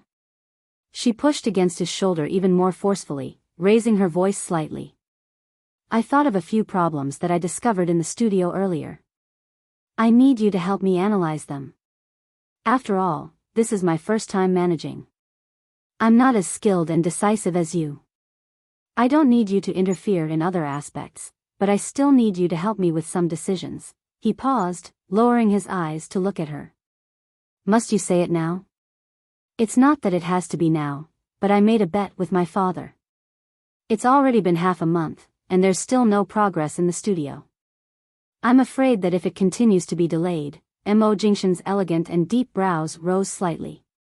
"With me around, what are you afraid of? I just want you to find some time to be my strategist.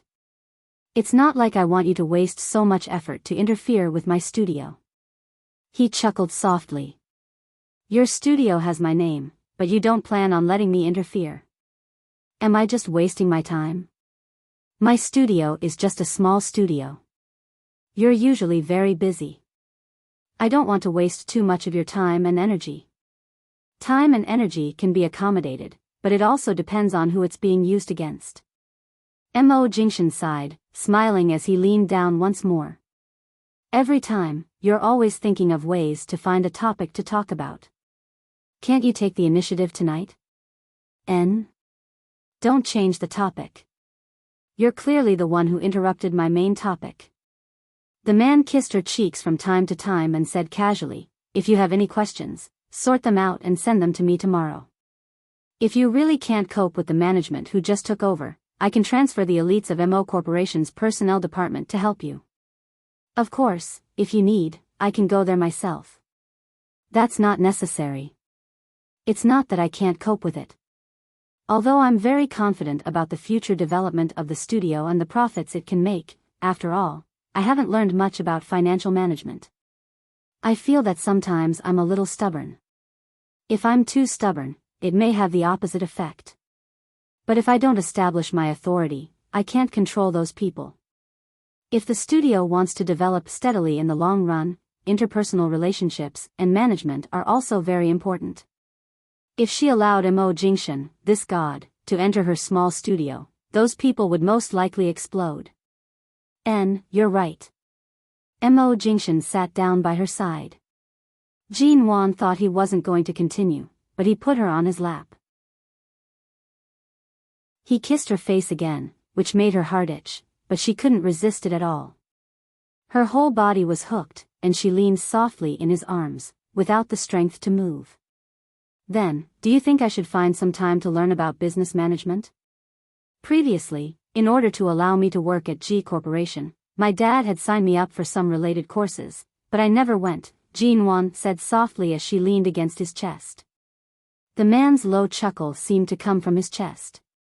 She could clearly feel it in his embrace. She was about to ask him why he was laughing when her ear was bitten by him. She hissed in pain and raised her hand to cover her ear. She turned to see Mo Jingshan's eyes were as dark as the deep sea as he softly said, "Your husband is already impatient. Do you really have to talk nonsense with me here and now?" Jin Wan did not immediately retort and only glared at him. Ever since grandfather Mo's birthday, he had indeed restrained himself for a few days. 2 days ago, he was busy at the company, and she slept early. Mo Jingshan pulled her hand over, pressing it against a certain part of his body. Jin Wan subconsciously tried to pull her hand back, but he held it firmly and she could not do so. Her entire face instantly flushed red.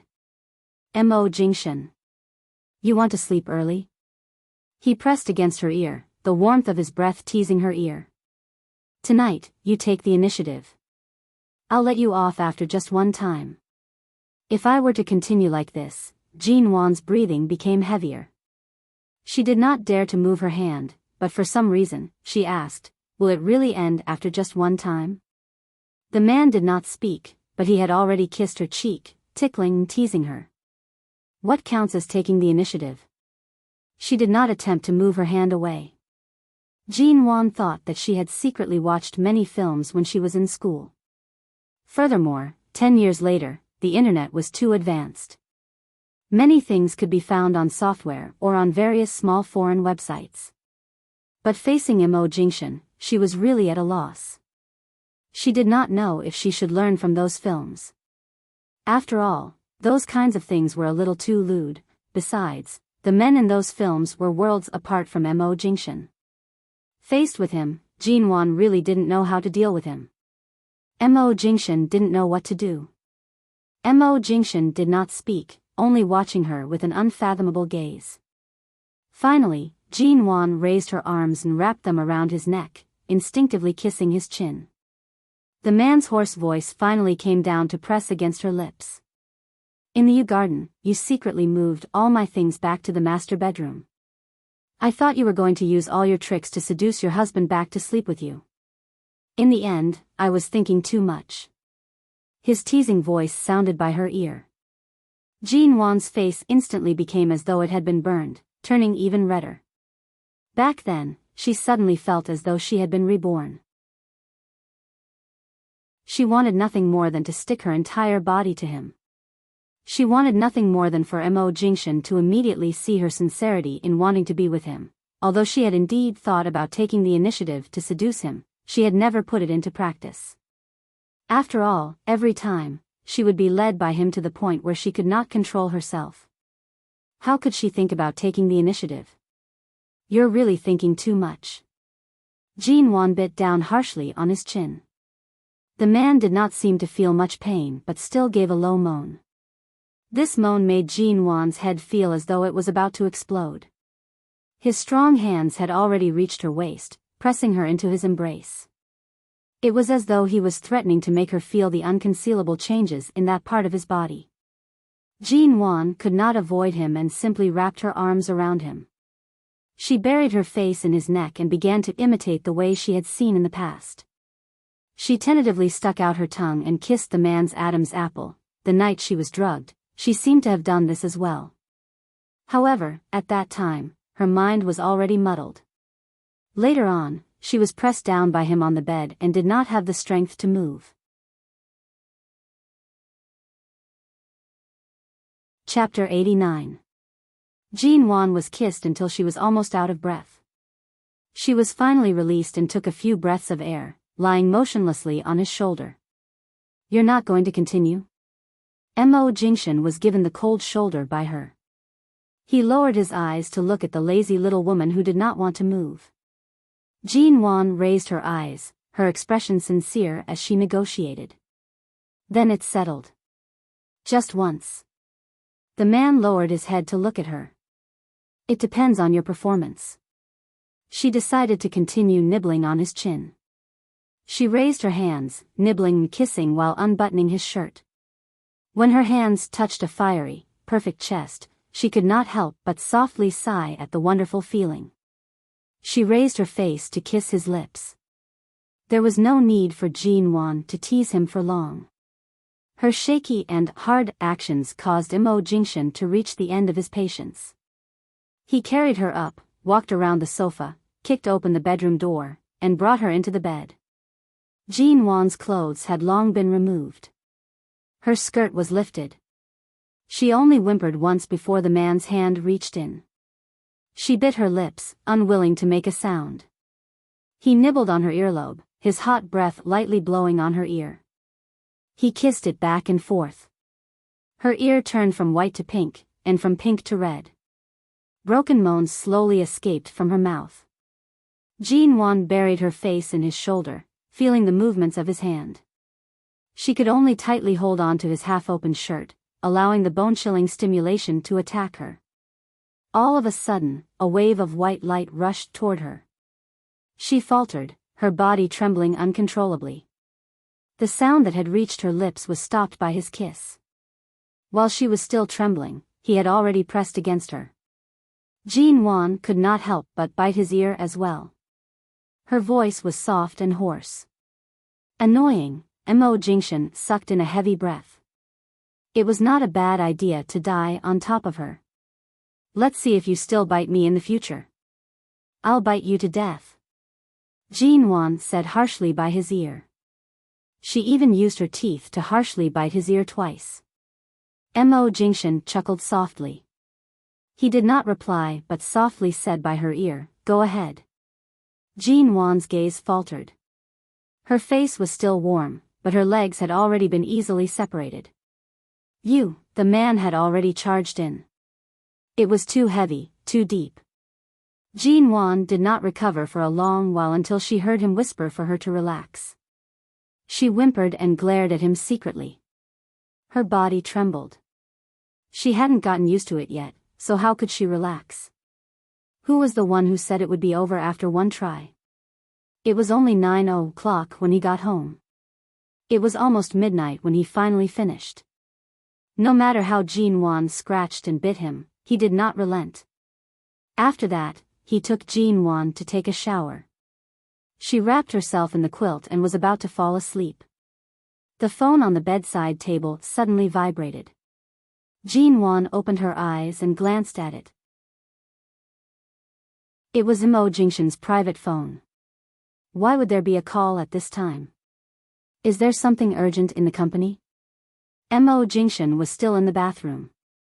Jean Wan hugged the blanket and sat up. She picked up her phone and saw that it was an unknown number. She picked it up. Jingshan probably won't answer the phone for a while. Call back later. Jean Wan picked up the phone and didn't wait for the other party to speak, directly explaining the situation. The person on the other end of the phone was silent for a moment. Then, Secretary N's gentle and probing voice sounded, "Mrs. Mo? And Shuyen?" Jean Wan's drowsiness instantly dissipated. She glanced at the caller ID and memorized it. She placed the phone back by her ear. "Secretarian? Calling your CEO Mo so late at night, is there something urgent?" "My apologies, Mrs. Mo. I've disturbed your rest. I know that CEO Mo has a video conference with the American side at 1:00 tonight, so he shouldn't be resting at this time. That's why I called."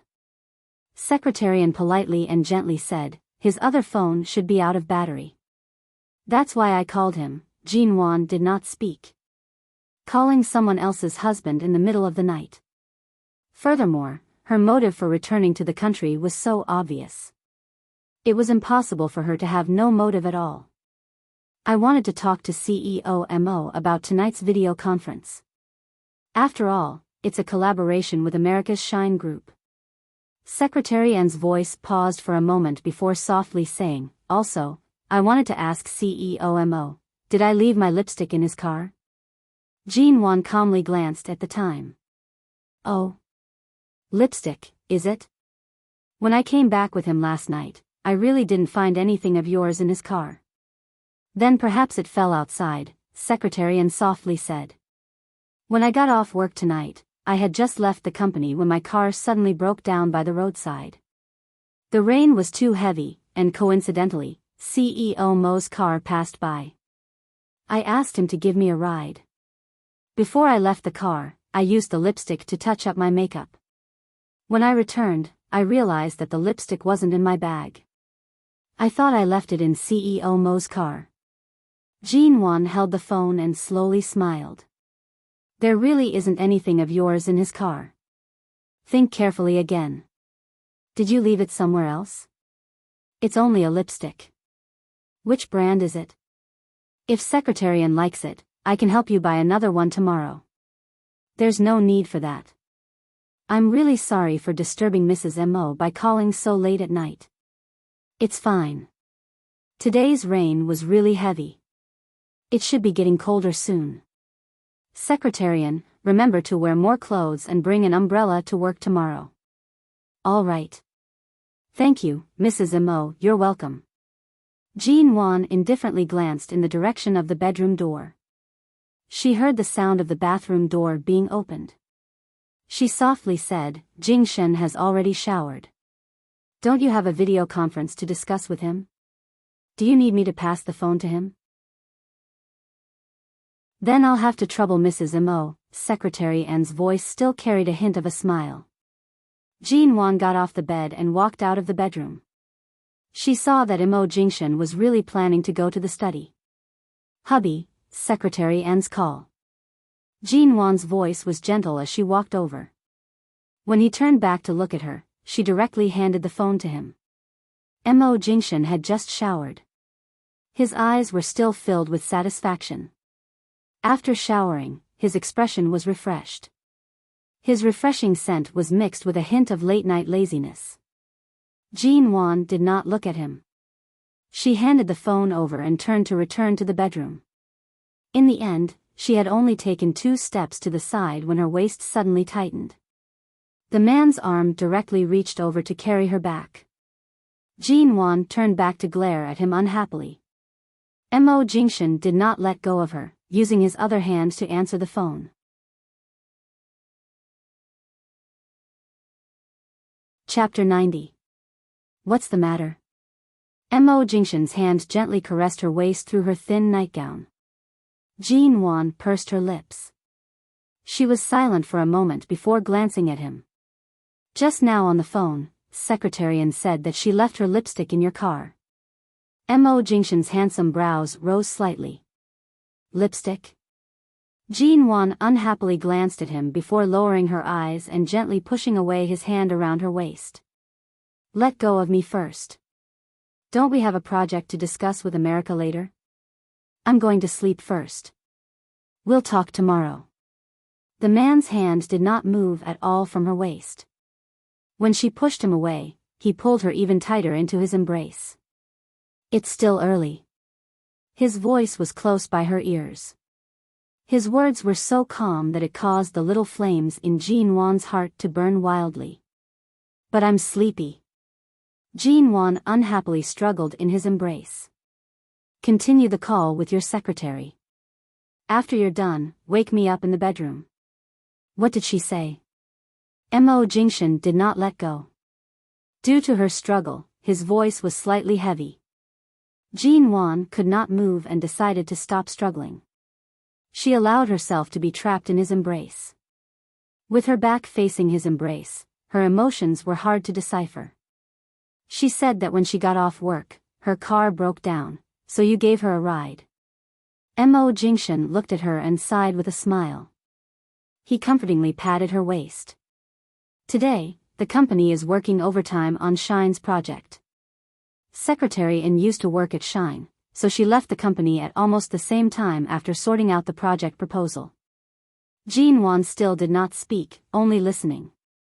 When I drove out of the company, I saw Secretary An's car parked by the roadside. The car door was open, and half of her body was soaked in the rain. Regardless of whether it was because of her superior relationship or her relationship with the In family, it was impossible for her to ignore this scene. So you let her get in the car? Jean Wan glanced at him, the flames in her heart burning even brighter. Seeing that she was unhappy, Mo Jingshan's deep brows locked onto her, his hand caressing her head. I plan on sending the company's car to send her back. Secretary In said that the project documents needed for tonight's meeting are still in her bag. It should have been soaked and she needs to rush home to prepare a new set. She directly asked if I could send her back. The corners of Jean Wan's eyes rose. She felt that this was too much of a coincidence. Her address wasn't far from the Jean Lin building where you were at the time. Mo Jingshan's voice was steady and calm. His explanation was also sincere. I asked her to sit in the back row and didn't touch Mrs. Mo's exclusive seat. Don't be angry, N. Jean Wan glanced at him from the corner of her eye. Then did you kiss her? The corners of Mo Jingshan's lips curved up. He smiled ambiguously. What do you think? Secretarian specifically told me just now that when she got out of the car, she touched up her makeup at the last minute and even reapplied her lipstick. Why is she wearing lipstick? Why did you tell me so deliberately? Jean Wan looked at Mo Jingshan without blinking. Mo Jingshan did not speak but silently watched her. After a moment, he softly asked, You don't believe me? I believe you. The corners of Jean Wan's lips curved into a deep smile, but she was secretly gritting her teeth in displeasure. But your secretarian chose such a time to call me. It's clear that she's using her little tricks to declare war on me. Could it be that I should calmly pretend that nothing has happened? How could she not believe Mo Jingshan? Furthermore, after being kissed by him for so long, there was not the slightest hint of another woman. Whether her man was clean or not, how he behaved, she was naturally clear. But what exactly was it that made Secretarian, who had been slowly advancing step by step, to suddenly make such an extreme move? Did she no longer plan to continue playing her role as the CEO's secretary? Mo Jingshan's gaze indifferently swept toward the phone on the sofa. His gaze was cold and calm. He did not say a word, and it was impossible to tell if he was happy or angry. Just as Jean Wan did not plan on dwelling on this problem at such a late hour, the man's voice suddenly came from above her head. What kind of car do you like? Jean Wan was startled. She was still in his embrace, but her brain could not keep up with this rhythm. What? What car?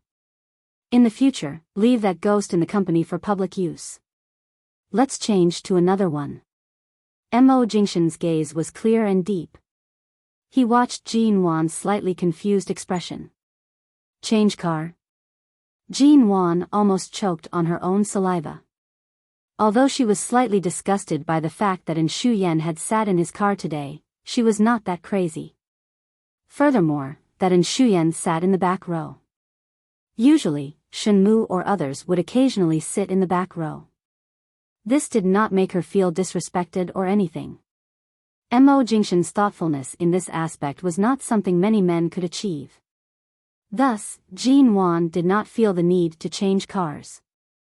Furthermore, this was a car that was worth more than 60 million yuan. And it was a Rolls-Royce commemorative limited edition Ghost. The current price was like this. 10 years later, it would only be more expensive. To collectors and luxury car enthusiasts, the price might even exceed hundreds of millions. Even when she was born in the Ji family, she had never squandered tens of millions without batting an eyelid. There's no need to change cars. I quite like this Ghost. I'm not that unreasonable. Jin Wan pursed her lips. The man chuckled lowly by her ear. You like the Ghost? The other models of this car are also not bad. There's really no need to change. You're throwing a car worth more than 60 million yuan in the company for public use. You might as well use money to kill me. Jin Wan raised her hand and patted his chest. However, she did not hit it hard. It was more like a tickle. She glared at him, threatening, "You're not allowed to change.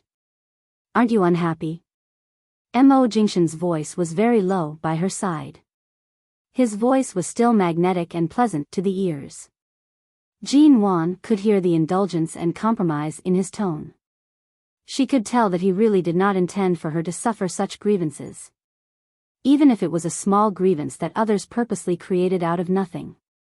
If you dare to change the car, I'll be even more unhappy. Jin Wan turned and bit down on his chin. In any case, it was almost time for his meeting in America.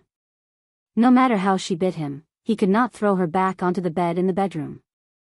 The man's gaze immediately darkened.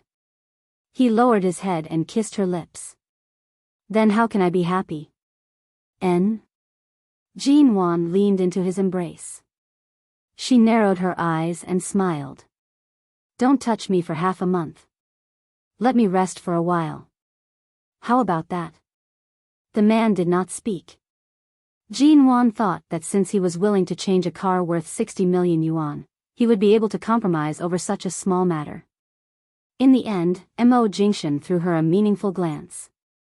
He calmly said, "No. Jin Wan, 60 million yuan, and you're going to throw it into the company without batting an eye. You actually won't agree to such a small request of mine?" Mo Jingshan released her and turned toward the study. Without turning back, he said, "Don't even think about it."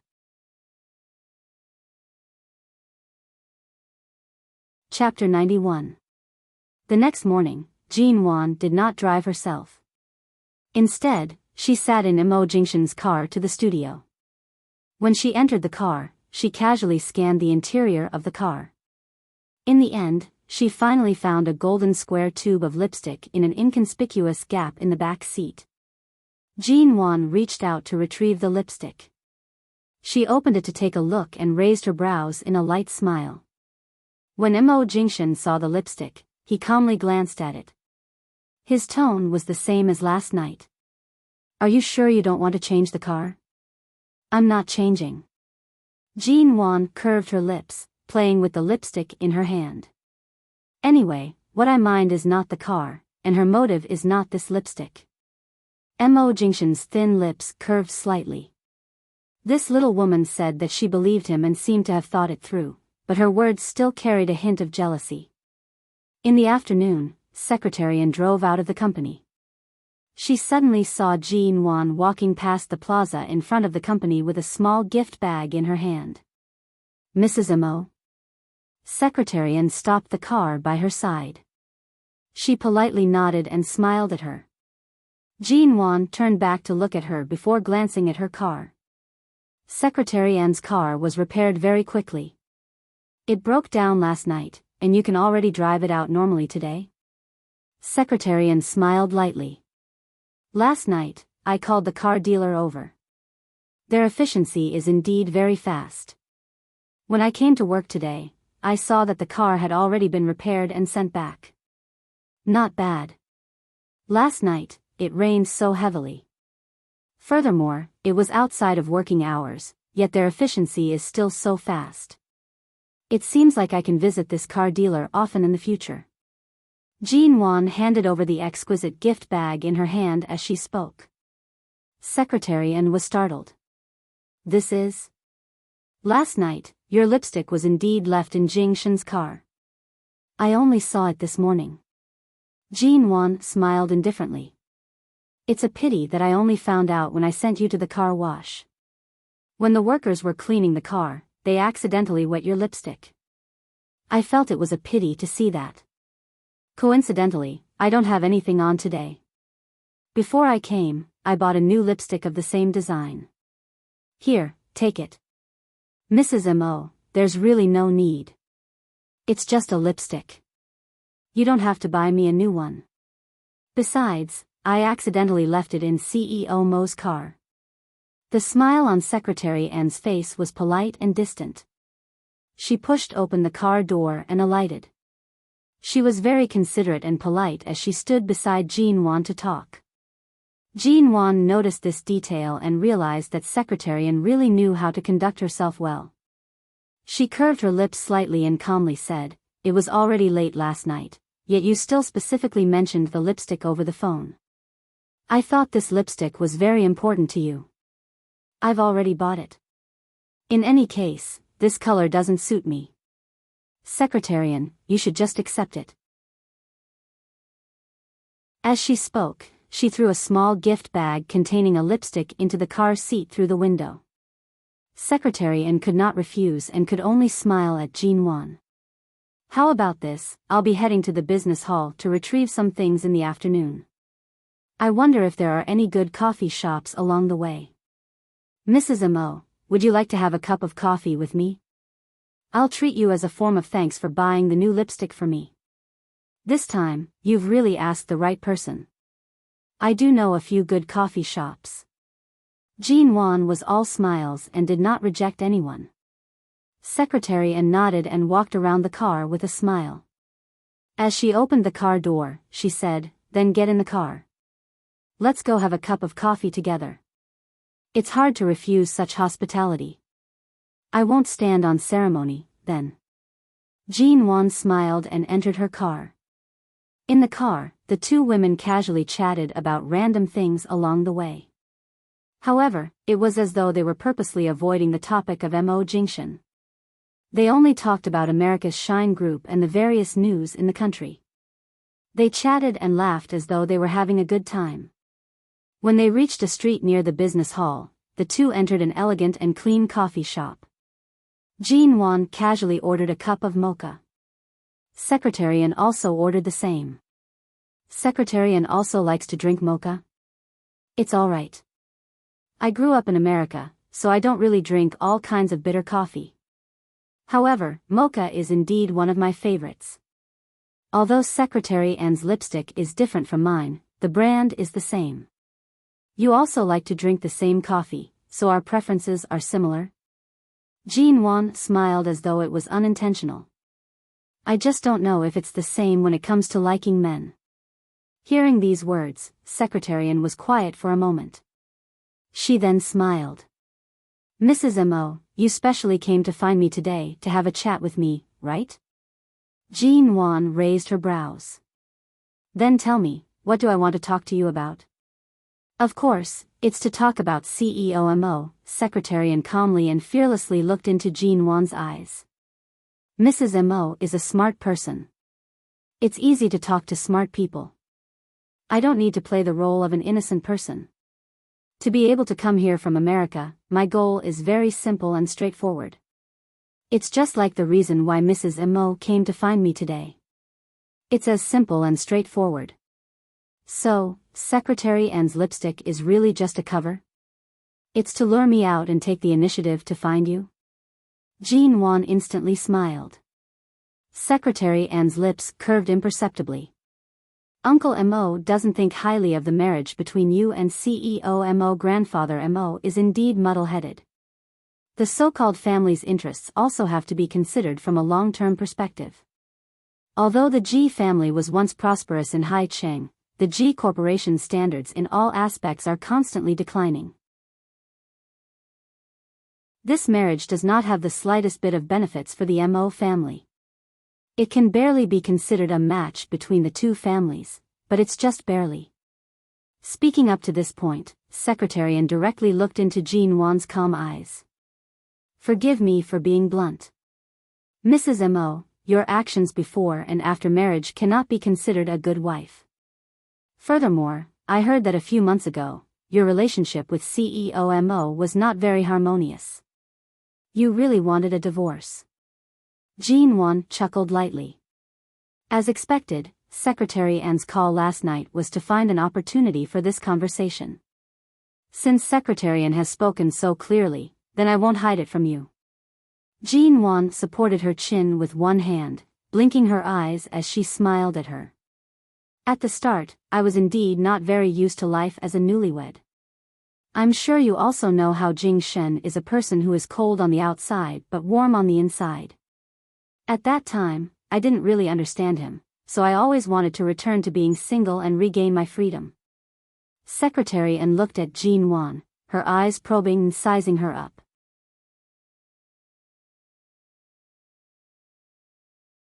Chapter 92.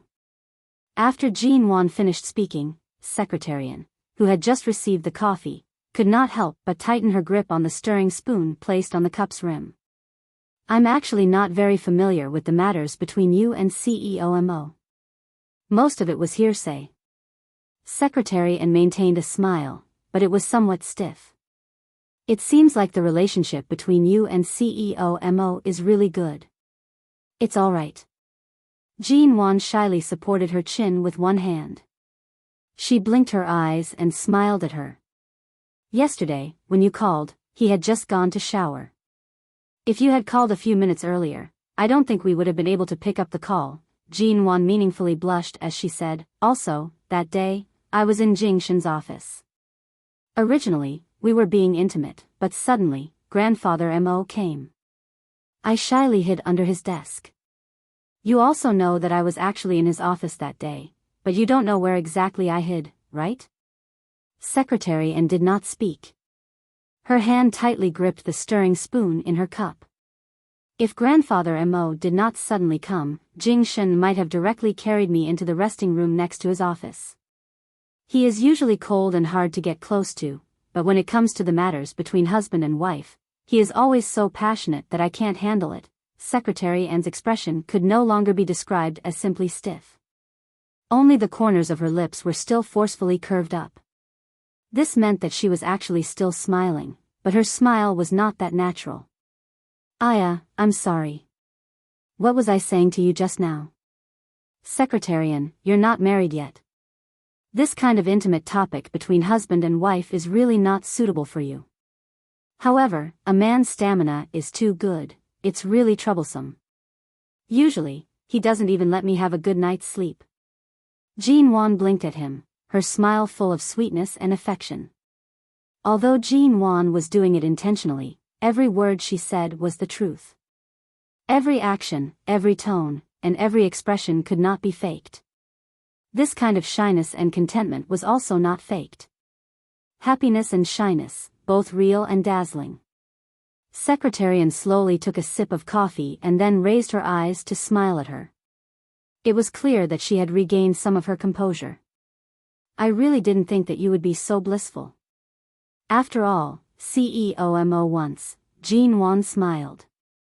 He once what? My apologies. Secretary Anne subconsciously put her hand to her mouth, as if she had said something she should not have.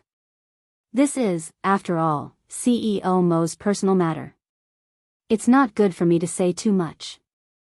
It looks like Mrs. M.O. doesn't know much about his past, so all the more I can't speak carelessly. Jean Wan nodded in understanding. We're all women, and we all have all kinds of curiosity that we shouldn't have. Your words have indeed piqued my curiosity. Just as Secretary Anne was about to speak, Jean Wan smiled mildly and interrupted her.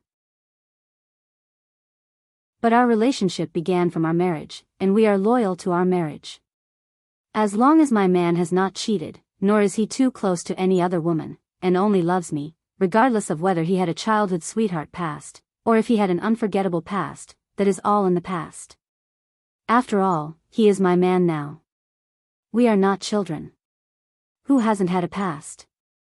Don't you think so? Secretarian watched Jean Wan for a moment.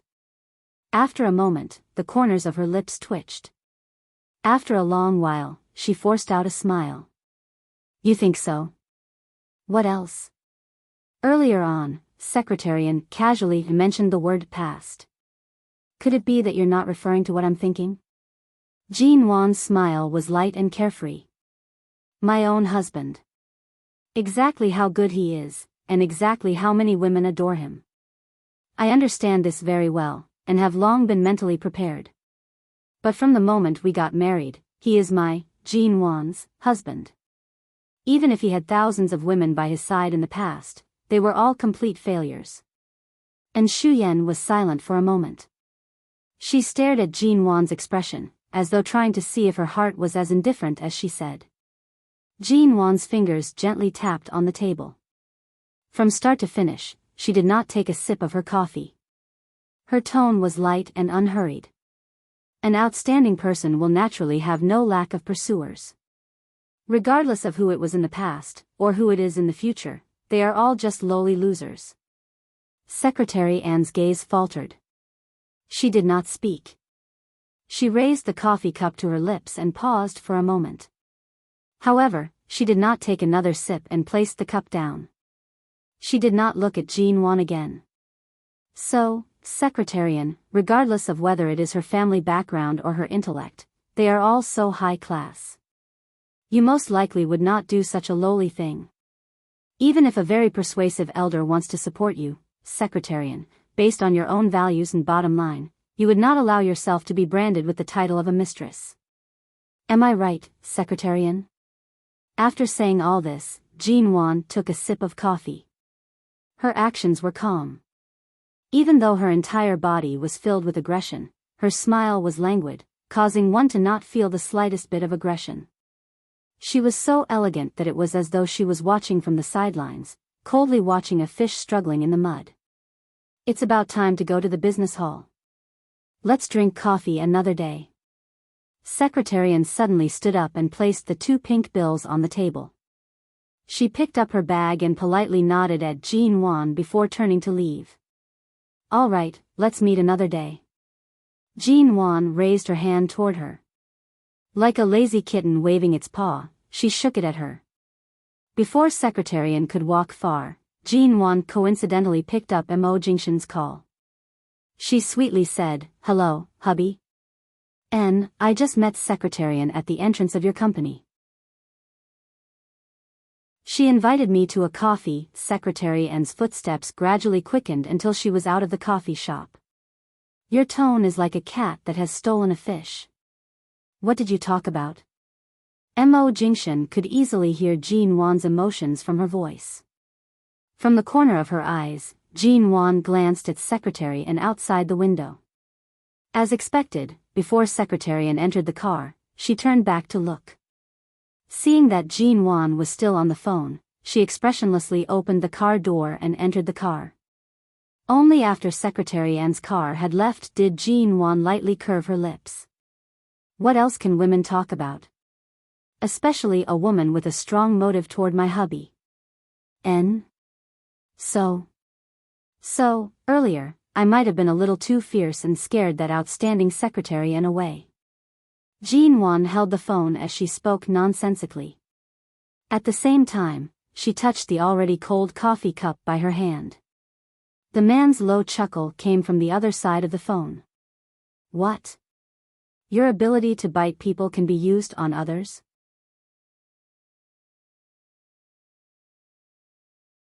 Chapter 93.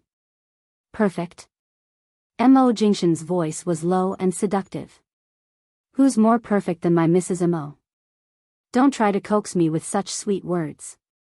Secretarian said today that the number of women you've had in the past could line up several times around the world. In the next moment, she could hear his low and husky laughter through the phone. Mrs. Mo's ability to rebuke people has improved by several times. Did you train your mouth overnight? Or have you been plotting against me for a long time? A wise man submits to circumstances. If I want to live a good life, I don't have to consider hugging someone else's thigh. After all, my husband is the thickest thigh in Haicheng. It would be a waste not to hug him. Furthermore, Jean Wan supported her chin with one hand, speaking into the phone. You've already swept away all the unnecessary obstacles on your thigh, leaving all the empty space for me. How could I not hug it? So, Mrs. Mo's change is because you've finally learned to be tactful? The man's voice deepened, and Jean Wan heard a pen lightly tapping on the table on his side. Inexplicably, he could feel a dangerous aura coming from the other side of the phone. Being tactful is secondary. What's important is that Boss Mo's wisdom, martial prowess, and handsomeness have deeply convinced me. Jean Wan raised her brows. Why don't you say that I've subdued you through sleeping with me? The man's tone was mild. Jean Wan was suddenly unable to refute. After all, she had indeed slept with him for one night. After waking up, she had completely changed. How else could she explain? She was completely speechless. Jean Wan decided to change the topic. I was just talking about the women you've had in the past. Don't talk about sleeping with me when you're so serious. You're my only woman. The identity of Mo Jingshan's wife is also unique to you. What else do you want to say? His tone carried a hint of a smile. Jean Wan was choked for a moment. This man's words always hit the nail on the head. There were no loopholes for her to retaliate. There were many things she wanted to say. She could not mention the things that had happened in her previous life and forced herself not to think about them. After all, she had not participated in those 10 years. Regardless of who Mo Jingshan was with, which woman he married, or whether he really kept Ji Mengran by his side, she had no right to ask about these things in her previous life. She wanted to ask why he chose her when he had so many choices before getting married. In his eyes, Shuyan was nothing special. He could ignore her, and reject her. But with Mo Jingshan's personality, although the Mo family was powerful, they had no way of controlling Mo Jingshan's life and decisions. Why did he not reject the Ji family's marriage? Why didn't he reject her? In the past, he had rejected Shuyan and many other socialites because of whom. Half a year ago, he had coincidentally accepted the Mo family's arrangement at that time. Jean Wan calmly suppressed the various thoughts in her heart, but her heart felt like it had been knocked over. He really wanted to ask, in fact, he wanted to ask too many questions. She had not participated in Mo Jingshan's past and future for the past 10 years. She only felt that it was strange and even unreachable. It's already afternoon. I'll go take a look at the studio first. Jean Wan stood up as she spoke, handing the bills on the table to the waiter in the coffee shop. She took her phone and walked out of the coffee shop. You don't have to take Secretary Anne's words seriously. The foundation of marriage is trust. This word suits you, and it suits me even more. Don't worry, don't think too much, N. Mo Jingshan heard her leaving the coffee shop and softly comforted her. Jean Wan softly made an N sound and did not say anything more. Don't forget what I promised you. 1 week. Jean Wan's footsteps paused. 1 week? There were only 3 days left from the 1 week he promised to let Shuyan leave the Mo Corporation. Was he really going to let Shuyan leave just like that? Although Jean Wan felt that she might be making a mountain out of a molehill, when it came to matters of the heart, women really could not tolerate the slightest bit of sand. Bottom lines and principles, she still had to uphold them. All right, she responded. The company will be busy these 2 days. There are many things that I need to personally discuss. There will be an international collaboration dinner the night after tomorrow. It will also be very late. I'll have Auntie Chen accompany you. It's fine. I can do it myself. There's no need to call her over. The sky gradually darkened. Jean Wan returned to AO Lawn International. When she came out of the study with the notebook she used for work, she was about to return to the bedroom to continue reading. Her gaze swept past the door that had never been opened, and her footsteps paused. There was a sudden knock on the door. Jean Wan's gaze moved away from the tightly shut door. Auntie Chen? She opened the door and saw that Auntie Chen was standing outside with a fresh fish and vegetables. Madam, I didn't disturb you by coming at this time, did I? Auntie Chen asked. No, but why would you? Sir asked me to prepare dinner for you, lest you slack off at night and only eat takeout. Auntie Chen entered with a smile. After entering, she went into the kitchen to wash her hands. She was so busy that she did not even have time to exchange a few words with Jean Wan. When did Mo Jingshan understand her so well? Although she knew how to cook, there was really not much to prepare for dinner alone. Based on her personality, it was likely that she would really order takeout or just not eat at all. Madam, is there anything else you want to eat? Since it's not completely dark yet, I can go buy some other ingredients, Auntie Chen said in the kitchen as she busied herself. I'm fine with anything. There's no need to go through so much trouble. Although this is downtown, I'm still not used to the surrounding environment. Earlier, I finally found a nearby vegetable market, but I didn't buy anything else. The things in the big supermarkets are too expensive. I think Madam should go back to the Yew Garden to live occasionally. Living here every day, even eating is a problem, Auntie Chen nagged, full of concern. Jean Wan, however, smiled. She really did eat a lot. After all, Boss Missouri had personally fed her.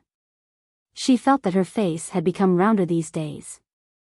Jean Wan wanted to go into the kitchen to help but was pushed out by Auntie Chen.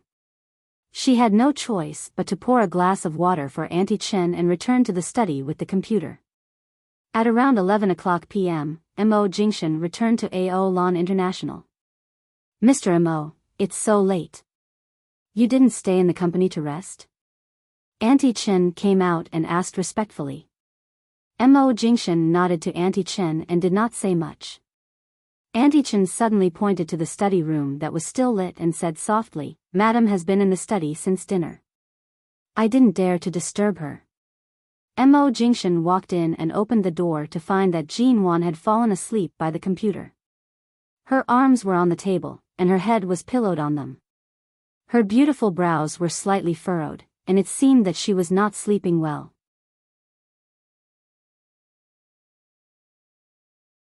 Chapter 94. When Jean Wan woke up, it was already past 7 in the morning. Mo Jingshan's figure was no longer on the bed. She did not remember when she returned to the bedroom last night. Right now, her clothes had been changed into her usual nightgown. It couldn't be that Auntie Chen had the strength to carry her in and help her change her clothes, right? Auntie Chen.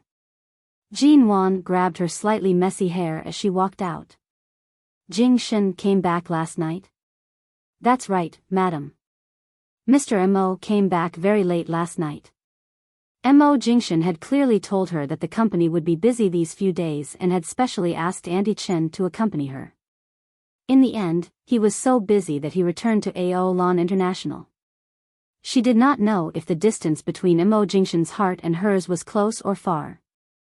At this moment, Jean Wan felt that perhaps she really should not be affected by Secretary An's words. There was no need to think about such things. She was simply worrying over nothing. That's right, Mr. Mo also said that in the future, Madam, you must return to the bedroom to sleep before 10. You're not allowed to work so late in the study or stay up late. He also said that I must watch over you. Auntie Chen smiled as she spoke. Her eyes were filled with gratification. She felt that although Sir and Madam did not return to the Yew Garden to stay, the relationship between husband and wife seemed to be improving. Jean Wan scratched her hair again and nodded. I understand. After speaking, she returned to the bathroom in the bedroom to wash up. Mo Corporation, CEO's office. In front of the clear floor-to-ceiling windows, Mo Jingshan had one hand in his pocket as he listened to Secretary An and Shenmu talk about the project report from America's Shine. After the two finished speaking and left, the office returned to silence. Mo Jingshan remained standing in front of the window without moving. His phone rang. Mo Jingshan picked it up and heard Qin Sighting speak with a hint of a smile. I heard that Mo Corporation has finally accepted Shine Group's invitation to collaborate with them. They want to develop a large multinational capital chain. It's a rather large project.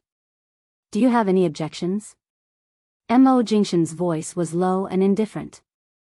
I'm not interested in your merciless business. Of course, I have no opinion. Qin Sighting sneered coldly. But ever since you established the Mo Corporation, you never planned to take over the Shine Group in the US. Your father is middle-aged but still smart and strong, so he shouldn't be in a hurry to hand over the foundation of the Mo family to you. But this time, the Mo Corporation and the Shine Group have made such a big move. Let me guess, what's the reason that made you, the young master of the Mo family who originally planned to be free and unfettered outside, start to draw in the net step by step? This step was destined to happen sooner or later. When the time is right, what scheme can you come up with? Mo Jingshan's voice was cold. Are you very free? I'm not idle. I'm so busy. Qin Sighting snorted. Do you know how difficult the medical environment is now? I stay in the consulting room and the operating theater all day, facing all the distressed patients, controlling the life and death of the scalpel. I'm afraid the pressure is even greater than you, the CEO. Mo Jingshan's voice was low and cold. You choose your own path. If you want to practice medicine and save the world, no one is forcing you to do it. Who would have guessed that the young master of the Qin family chose medical school because he was tricked into it by a little girl? In the end, that girl left so heartlessly and decisively, leaving you in the abyss of bitterness for so many years without being able to struggle out. The other side of the phone was silent for more than 10 seconds.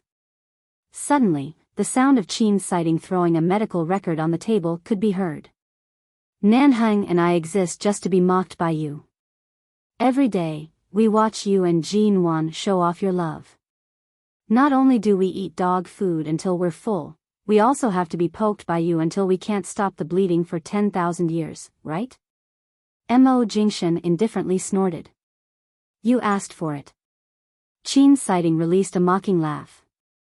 I'll see when you taste the feeling of being kicked by your own woman, and when you can't even find her, Nanhang and I will definitely return these 3 words to you. 3 words, 3 knives, 1 knife at a time, stabbing into your heart.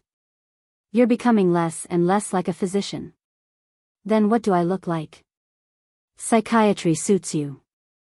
All right, when you're kicked by Jin Wan, the first patient I'll accept in the psychiatry department will be you.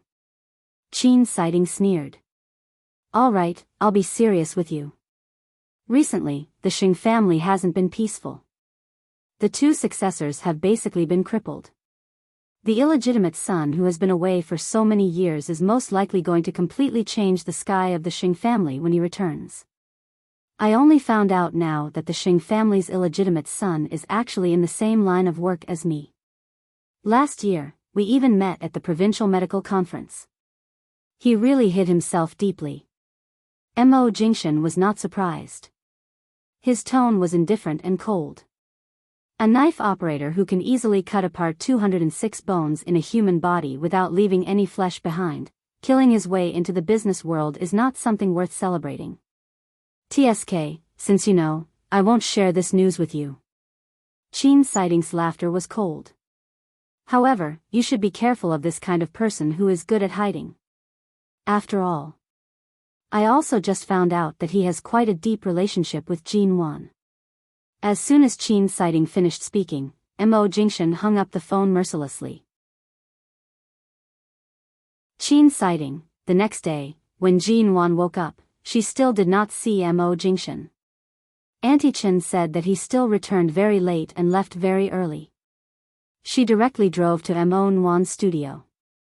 In the past few days, she had already shaved away most of the people in the studio. Those who remained were all silent out of fear. However, not everyone was afraid of her. After all, there were still some people who were waiting for her studio to close down, waiting to see her make a fool of herself. There were even people who harbored evil intentions. After returning from the studio, she went to Xia Tian's place. Unsurprisingly, she bumped into Dr. Sheng. The new ward you've arranged for Xia Tian is not bad. The environment and security are many times better than the previous one. Jean Wan's words were considered a greeting, but her tone was very distant.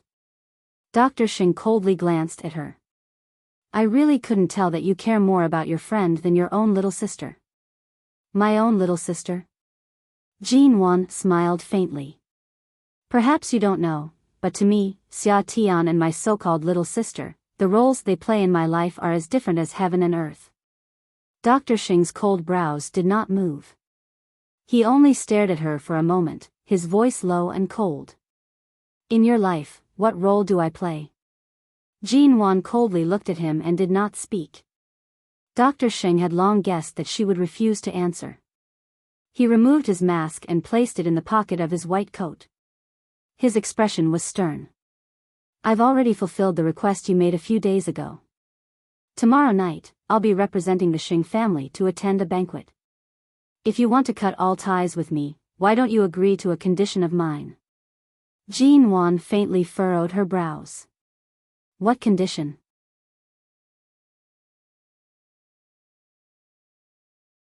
Chapter 95.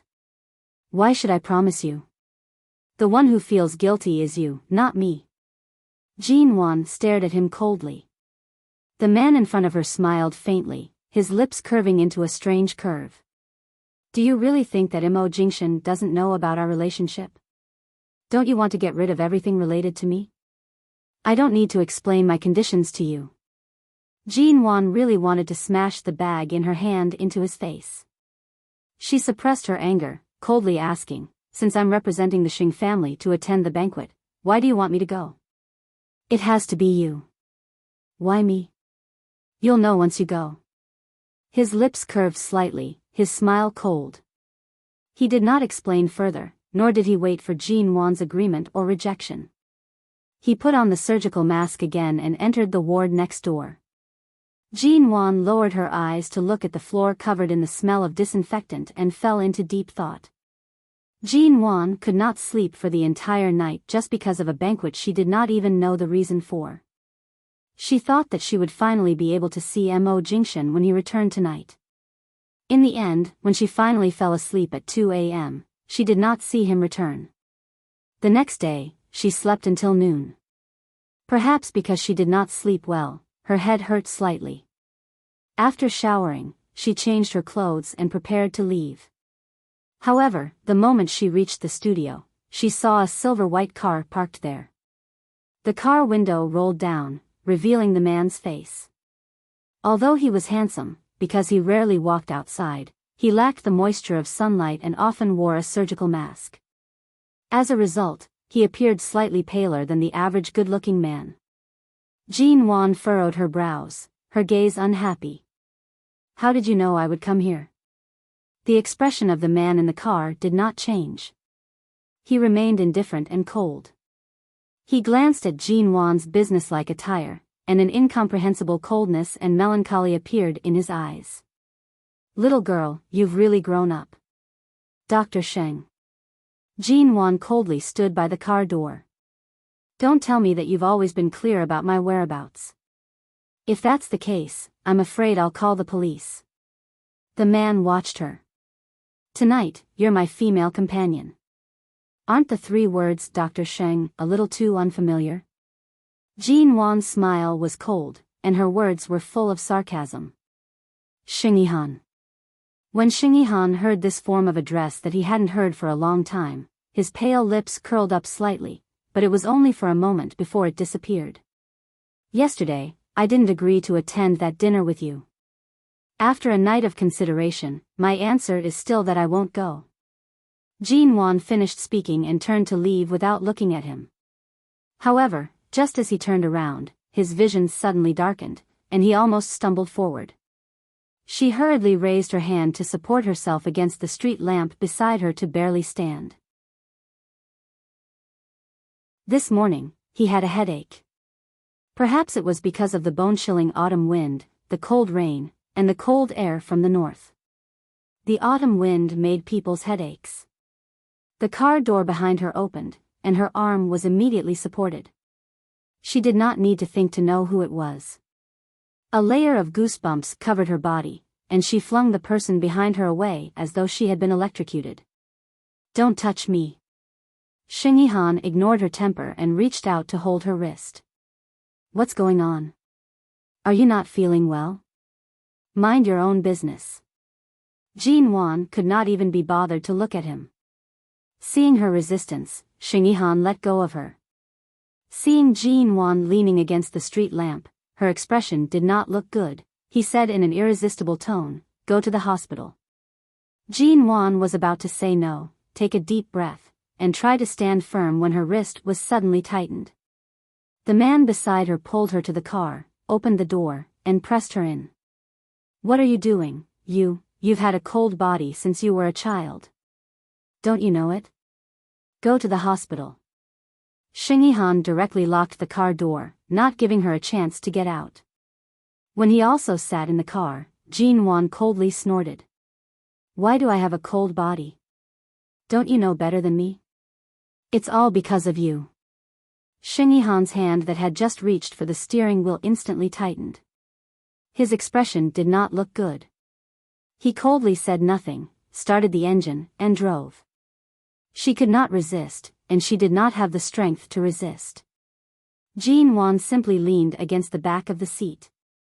At first, she was highly focused on guarding against him, but the temperature in the car was moderate, and her head was uncomfortable. Unconsciously, she gradually closed her eyes. She didn't know how long she slept. It was not until Jin Wan felt her neck sore and painful that she slowly opened her eyes. The interior of the car was no longer as bright as it was during the day. She was still sleeping in the car, wearing a man's coat. The scent of medicine and disinfectant carried a faint smell. She froze, and very sensitively, she forcefully tore off the coat and threw it to the side. She sat up straight, looked up, and saw that the lights were already on outside the car window. She didn't know where the car was parked. There were many cars passing by, and it seemed that the car had been parked in this parking space for a long time. She turned to see Xing Yihan sitting in the driver's seat. Because she woke up, he directly turned his eyes to her, and she couldn't tell whether he was happy or angry. His cold eyes fell on her face. It was very dark in the car, but it was not difficult to see each other's expressions. Jin Wan frowned. "Didn't you say you would send me to the hospital? Where is this?" "We've been to the hospital."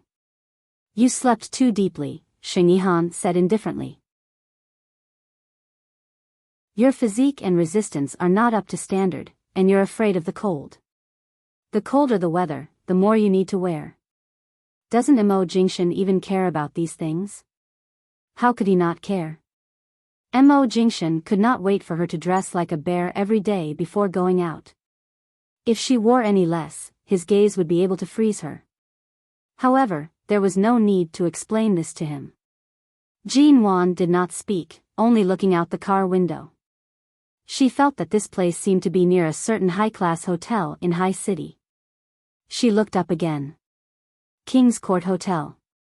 Yesterday, Xing Yihan had asked her to accompany him to a hotel in High City to attend a dinner party. Was it here? I've said it before. I won't go to any dinner party that has nothing to do with me. Why did you bring me here? Jin Wan said indifferently, reaching out to open the car door. Seeing that the car door could not be opened, she turned to look at him coldly. Xing Yihan, you're still as despicable as before. Open the door. Xing Yihan appeared as though he did not hear her words. He indifferently glanced at the passing cars, his tone calm. The dress I prepared for you is in the back. Go change. I'm not changing.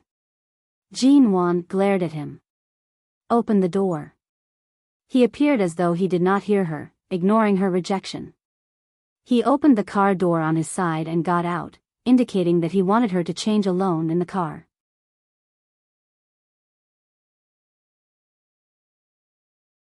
Chapter 96. Jin Wan directly took out her phone to call the police. From the corner of her eyes, she suddenly saw a black limousine parked in front of the hotel. Two figures walked out, and her fingers on her phone paused. When she saw the two figures clearly, Jin Wan's expression changed. It was Mo Jingshan and Shuyan.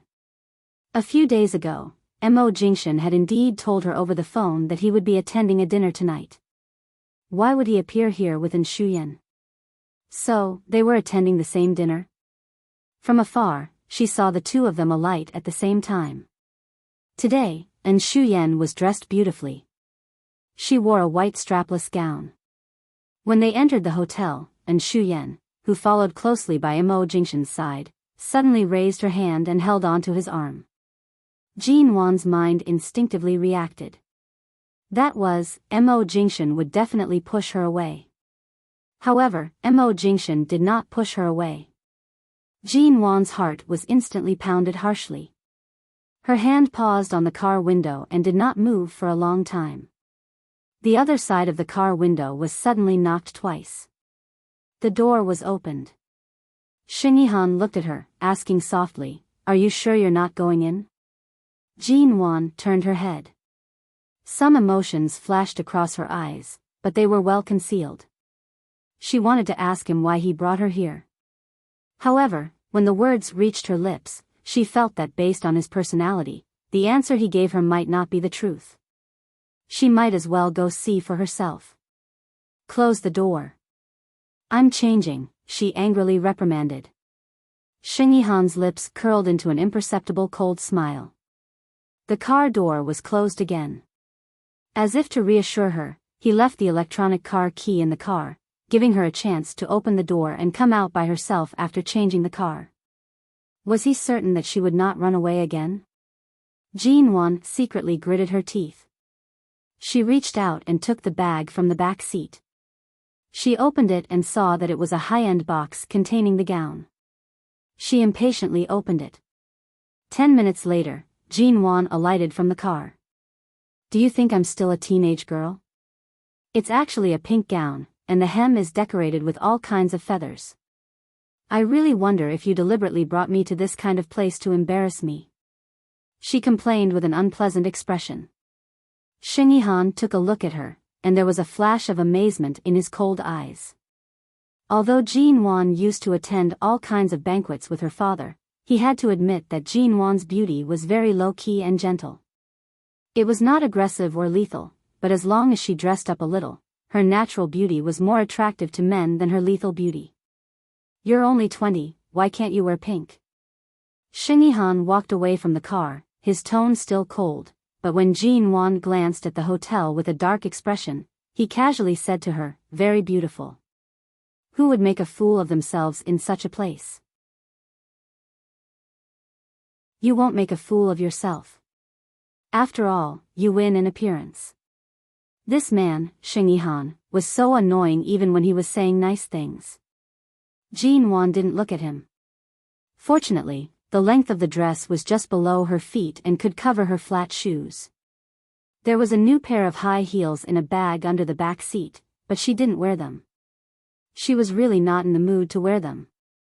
"You didn't change your shoes?" He noticed that her height didn't change and asked. "Didn't you say I win in appearance?" Jin Wan retorted coldly. Xing Yihan didn't speak anymore but glanced at her dress again.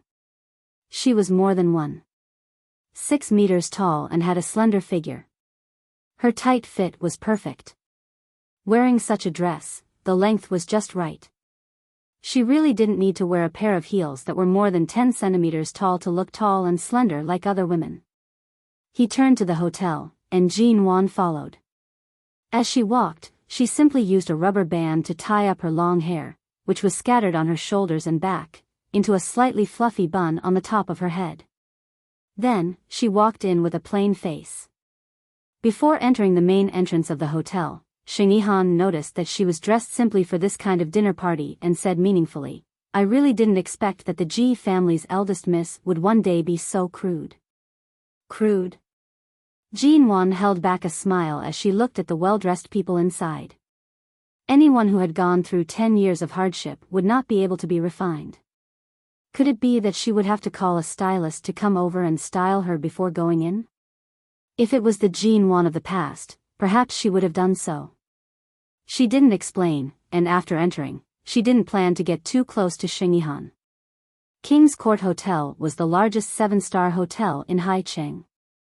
There were already many people in the luxurious banquet hall, and there were many people dressed in fragrant clothes. Famous politicians and businessmen stood in groups of 3 to 5, raising wine glasses and toasting. It was so lively that Jean Wan was deeply suspicious. With such a grand scene, just what kind of dinner party was this? Jean Wan noticed that there were many guests speaking with American English accents in the banquet hall. From their English conversation, she could vaguely tell that they were the senior executives and important members of the Shine Group. And tonight, Shine Group officially signed a contract with the MO Corporation for an international cooperation project. Recently, MO Jingshan had indeed been busy with this matter.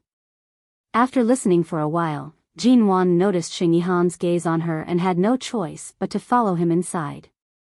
Several people were conversing, and their voices landed in her ears. Shine Group was founded in Haicheng. After moving its headquarters to America more than 10 years ago, I didn't expect that the first international cooperation with a domestic company would actually be with the MO Corporation. No matter how you look at it, it's still our home. As expected, we should keep the goodies within our own fields. I heard that Director MO will also be here tonight. It's been many years since Director MO returned to Haicheng, right? The company headquarters in America needs him to oversee it. It's really been hard on him these past few years. Isn't that so? I heard that when CEO MO got married half a year ago, Director MO couldn't even find time to return to attend the wedding. He didn't even get to see his daughter-in-law. His sudden return this time is really sudden. Jean Wan's heart was filled with an indescribable sense of unease. Director MO? MO Jingshan's father, MO Shaoza? She continued walking in. All of a sudden, from the corner of her eyes, she saw a tall and familiar figure. Jean Wan turned to look in that direction. That person, that face. It was MO Jingshan, that handsome face that caused one's hair to stand on end. He walked to the center of the banquet hall from the other side. The light and shadows disappeared, and his figure and appearance became clear inch by inch. He had cool and handsome brows, a high nose bridge, and light lips. His facial features were like the work of God, perfect and impeccable. His cold lips were curved in an extremely bland and emotionless curve. Black trousers wrapped around his long and straight legs, without a trace of unkempt. Similarly, he wore a black, handmade shirt that was expensive. The moment he appeared, he did not need to speak to immediately attract everyone's attention. Handsome and cold, bland and calm, as well as an unparalleled aloofness.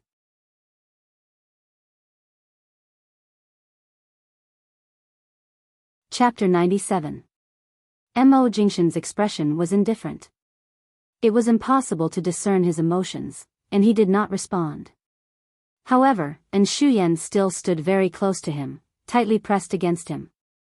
She was originally wearing a low-cut gown, elegant and sexy. She pressed against his arm as they walked into the crowd. And Shuyan was clearly familiar with many of the people present. She greeted them with a smile and occasionally glanced gently at MO Jingshan, causing everyone who saw this scene to unavoidably overthink things. MO Jingshan's eyes were wide open. Jean Wan stared in that direction. All of a sudden, Xingyihan stood by her side and handed her a glass of champagne. At the same time, he said in a voice only she could hear, "Tonight's theme has nothing to do with the Xing family. However, my father has always been very interested in America's Shine Group's recent projects and asked me to investigate." Xingyihan's voice was indifferent, making it difficult to detect his emotions. Shine's foundation is in the MO family, and it has been developing in America for many years. Its power and wealth cannot be underestimated. Especially Shine's current chairman, MO Shaoza. It is said that he is an extremely stubborn person. The daughter-in-law he has taken a liking to is clearly the one by MO Jingshan's side. Jean Wan forced herself to retract her gaze. She said unconcernedly, "This is a gathering place for the upper class, and it's a dinner with Shine as its theme. There's nothing wrong with him bringing Secretary N along. After all, this Secretary N came from Shine. Is that so? Xing Yihan took a sip of champagne, chuckling meaningfully by her ear. Mo Shaozi hasn't returned to the country for many years. It's rare for him to come back. Tonight, many of the Mo family's people will be gathered here. As the rightful granddaughter-in-law of the Mo family, you were not invited. Even Mo Jingshan himself did not plan on bringing you along. Regardless of whether it's because of Shine's cooperation project or some other reason, in an occasion like tonight, his choice is definitely not you. Jin Wan's grip on the glass tightened. She then coldly glanced at Xing Yihan. Jin Wan turned back and looked in that direction. However, she did not make a sound. Even as the crowd walked over, she remained where she was and did not approach. You're not going? Xing Yihan coldly reminded.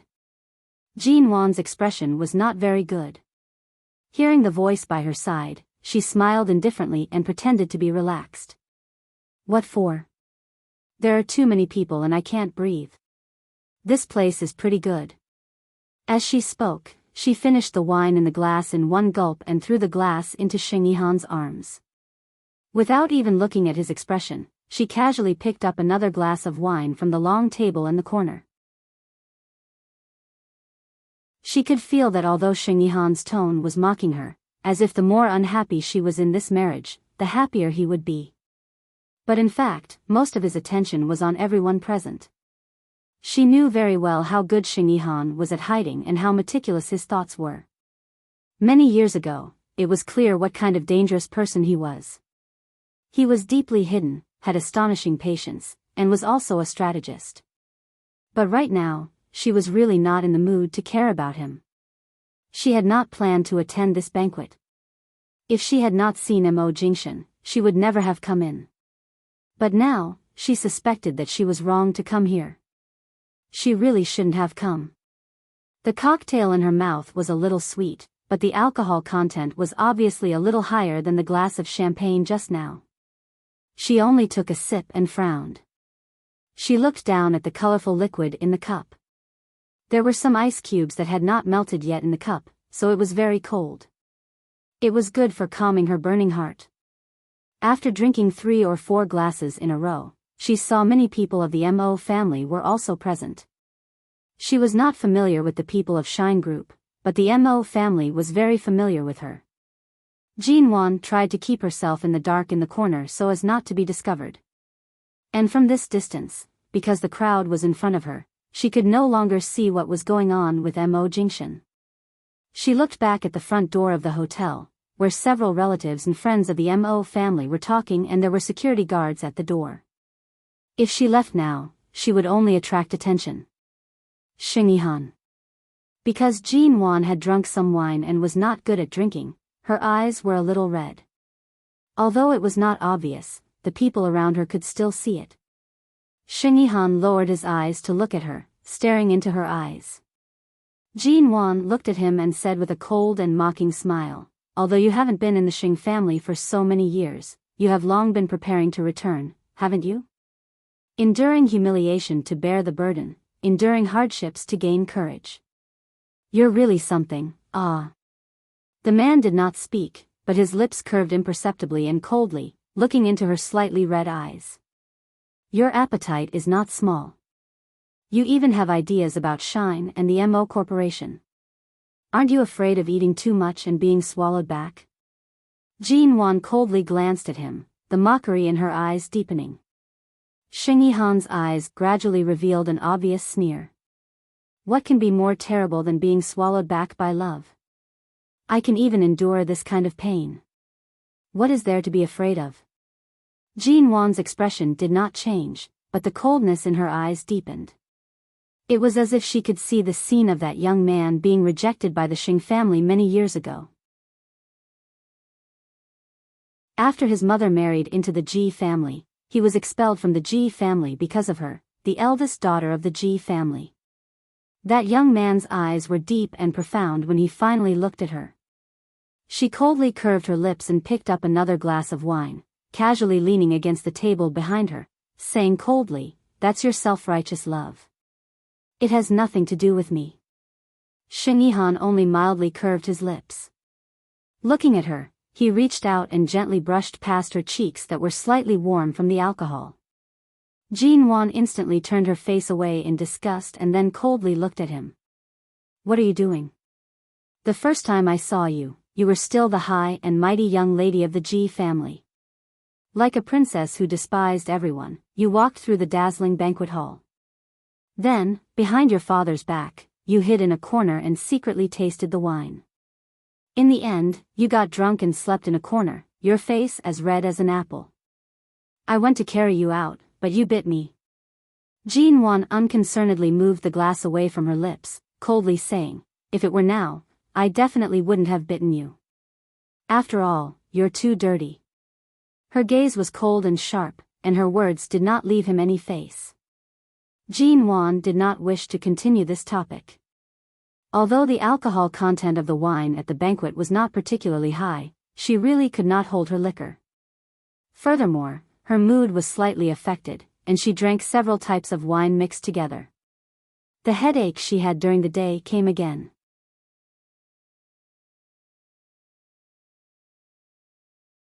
Chapter 98. She turned around and quickly walked to another corner of the corridor that led to the washroom. A few people were discussing nearby. As expected, Shuyan really returned to the country for President Mo. Only President Mo could make this precious daughter of the An family fly over from so far away. This Shuyan is the best candidate for a daughter-in-law on Director Mo's side. They're a perfect match. I really don't know what Grandfather Mo was thinking. He actually let a woman whose name I've never even heard of enter the Mo family. No. That Jin Wan is quite famous in Hai Cheng's upper-class society. Her family background isn't bad, and it's said that she's very beautiful. I thought that I would be able to clearly see what kind of foxy beauty that Jin Wan actually has the ability to push aside so many young ladies from all over the country to marry into the Mo family. In the end, who would have thought that she didn't come? She's smart not to be here today. In today's situation, Director Mo definitely won't give her any face. Who knows, he might even find a way to teach her a lesson in front of everyone. As the CEO of Shine Group, he's basically the true ruler of the Mo family. If he wants to keep Shuyan in the Mo family, today is the best time to make sure that Jin Wan doesn't get away scot-free. She definitely won't get any good results by coming here. That's true. Although a lot of people from the Mo family are here today, Grandfather Mo is not here. If Chairman Mo really wants to kick Jin Wan away, he has thousands of reasons to make her come in smiling and go out crying. Even if CEO Mo can protect her, he still has to consider the An family's face. This dilemma is really difficult for CEO Mo. What's there to be troubled about? According to President Mo's usual style of doing things, if he really wanted to protect his current wife, even if the heavens were present today, he wouldn't care. Did you really think that Director Mo could suppress him? This is the true strength of this father and son, it's just that they haven't had a direct confrontation yet. So what if that Jin Wan is beautiful? Although beauty is alluring, you'll still get tired of it after a while. I think he most likely has some interest in Shuyan.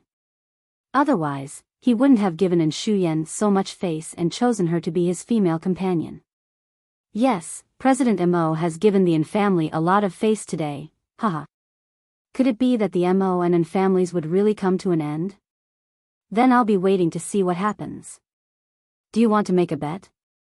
I bet that Jin Wan will definitely be kicked out of the Mo family soon, and Shuyan will naturally become Mrs. Mo. A rational person like President Mo would definitely make the wisest choice. After all, the An family is supporting him in the US.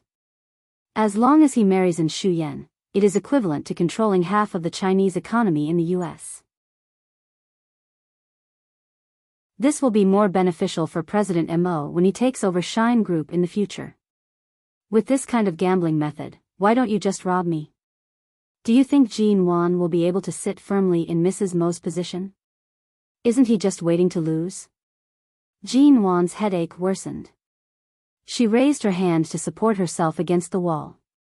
She really could not listen to him anymore. She expressionlessly turned and walked into the corridor. There was no one in the bathroom. She turned on the water and washed her face to wake herself up. Inside the banquet hall, Mo Xiaozi was chatting with people because he had just returned. Suddenly, a figure approached and whispered a few words in his ear. Director Mo, earlier on, we saw that person from the Ji family. The expression on Mo Xiaozi's face changed slightly, but it was fleeting. He looked at the people beside him without batting an eyelid and said coldly in a voice that only they could hear, "She sure has the guts to come. Lock her inside and don't let her out until the banquet is over." After finishing his words, Mo Xiaozi turned his eyes, looking thoughtfully at Mo Jingshan, who was currently surrounded by several Shine Group executives on the red carpet with Shuyan. CEO Mo, Uncle Mo, and my father seem to have finished chatting with the other elders. They're already walking toward us, and Shuyan softly said by Mo Jingshan's side. Mo Jingshan appeared as though he did not hear her words. He received a glass of wine from a waiter by the side, smiling mildly as he conversed with others. His true emotions could not be seen from his brows, but it caused Shuyan to feel as though he was completely ignoring her. It was a taboo that she could not fathom his thoughts. And Shuyan's father Mo Xiaozi had already approached. And Shuyan gently tugged on Mo Jingshan's arm, but in reality, she could only tug on his sleeve. From the beginning to the end, although the two of them entered the banquet together, she was the one who took the initiative to hold on to him and stick to him. Not only did he not give her any response, but whenever there was any physical contact, even if it was just a touch of his hand, he did not give her the chance. Imperceptibly, he maintained an appropriate distance. In the eyes of others, this scene appeared very harmonious. Only Shuyan knew the distance between her and Mo Jingshan. Jingshan, after Shu Yan arrived in Haicheng, it's all thanks to your care. If it weren't for her following you, as her father, I would have long flown over to check on her condition because she's been away for too long. Father chuckled. With Shu Yan by your side, I can still rest assured. Mo Jingshan appeared to have only just noticed the person approaching. He held a glass of wine in his hand, clinking it with Father An's. He smiled elegantly and mildly. Uncle, you're too polite. Shu Yan has been spoiled rotten by us in America. She should still have a stubborn temper. It's rare for you to give me this face. Father was in high spirits. From what I can see, although Haicheng's Mo Corporation has only been developing for a few years, it is truly a dark horse in the financial and technology industry. If it continues to develop like this, I estimate that in less than 10 years, it will be able to surpass Shine Group, which has a foundation of nearly 100 years. Father smiled as he spoke to Mo Xiaozi by his side. Youngsters these days are all extraordinary, especially Jingshan. He hasn't even reached 30 years of age, but his achievements are already extraordinary. To have such a son, it really makes one extremely envious. You're too kind. Mo Jingshan's true emotions were hard to discern. His face was calm and light with a smile. Even if I cultivate for another few decades, I'm afraid I won't be able to compare to even a 10,000th of Uncle An's. Father laughed, clinking his glass with him again. He then watched as his daughter continued to stand by Mo Jingshan's side, her smile dignified and magnanimous. They were truly a perfect match. Earlier, Jean Wan had drunk some wine. After standing in the bathroom for a long time, she chose to open a door and enter. She sat on the toilet for a while and took out her phone to look at the time. She then discovered that there was no signal in the bathroom. After a while, he suddenly heard some movement coming from outside. It was a rustling sound.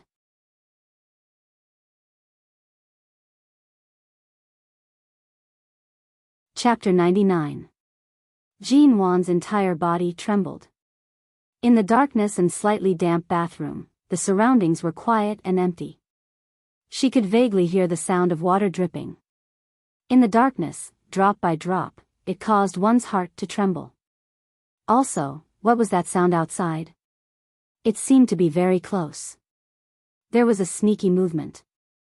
Jean Wan reached out to push the door open but was surprised to find that the door could not be opened. Every single door in the bathroom could only be locked from the inside. The lock had already been opened by her. How could it be that the door could not be opened? A sense of unease suddenly rose in her heart. She raised her hand and knocked hard on the door, yelling, "Is anyone there?" It was impossible for the lights to break so coincidentally. The King's Court Hotel was a top-notch, high-class place, and it was hosting VIPs from America tonight. The staff here would definitely check every corner properly. There could not be a single mistake. Furthermore, the door was obviously locked from the outside. This could only mean that it was done by someone. Who exactly was it? Xing Yihan definitely could not have done this. Bringing her here and then locking her up was contradictory. There was no motive, so it could not be him. Earlier, she had been hiding in the shadows in the banquet hall and did not meet anyone from the Mo family. No one should have noticed her, nor did she meet anyone who had a grudge with her. To be able to do such a thing in the heavily guarded King's Court Hotel, it was definitely not simple. There were no windows in the bathroom, and the surroundings were well sealed. As the lights went out, the air conditioner also stopped working. The power should have been cut off. Jean Wan's body had not been feeling well today. She did not know how long she would be locked up here. Earlier, she had shouted so loudly, but no one had approached. It was likely that no one had heard her. She gradually took a step back, closing the toilet lid and sitting on it to conserve her energy. She picked up her phone. The light on the screen gave her some sense of security. She was brought here too suddenly by Xing Yihan. She did not have time to charge her phone. Right now, it only had 4% battery. There was no signal, and the battery was almost out. She repeatedly turned on her phone, watching the time pass. Until the phone screen automatically darkened. At the banquet, Mo Jingshan and Mo Shaozi chatted for a while. At this moment, An Shuyan had already been called to the side by Father An. The father and daughter conversed softly. Not long after, Father An and Shuyan came back. Mo Jingshan turned around, his voice heavy as he spoke to Father An. "I remember that when Shuyan was young, she was engaged to the eldest son of the Wilson family. Later on, because their family moved to England, they never mentioned this matter again." The smiles on Father An and in Shu Yan's faces instantly froze. Mo Jingshan smiled mildly. Now that the Weizhen family has returned to America and has an inseparable relationship with the An family's company, Xu Yan and Mr. Weizhen's eldest son has yet to marry, and there aren't any suitable candidates by his side. In my opinion, why don't our Mo family act as the matchmaker and facilitate the marriage between the two families? And Shuyan's complexion was slightly pale. She stared in disbelief at the composed Mo Jingshan. As Mo Jingshan spoke, Mr. Weizhen, who was also present today, stood by the side. Hearing his words, he turned around and laughed in not very fluent Chinese. That engagement was set on Miss N's 5th birthday.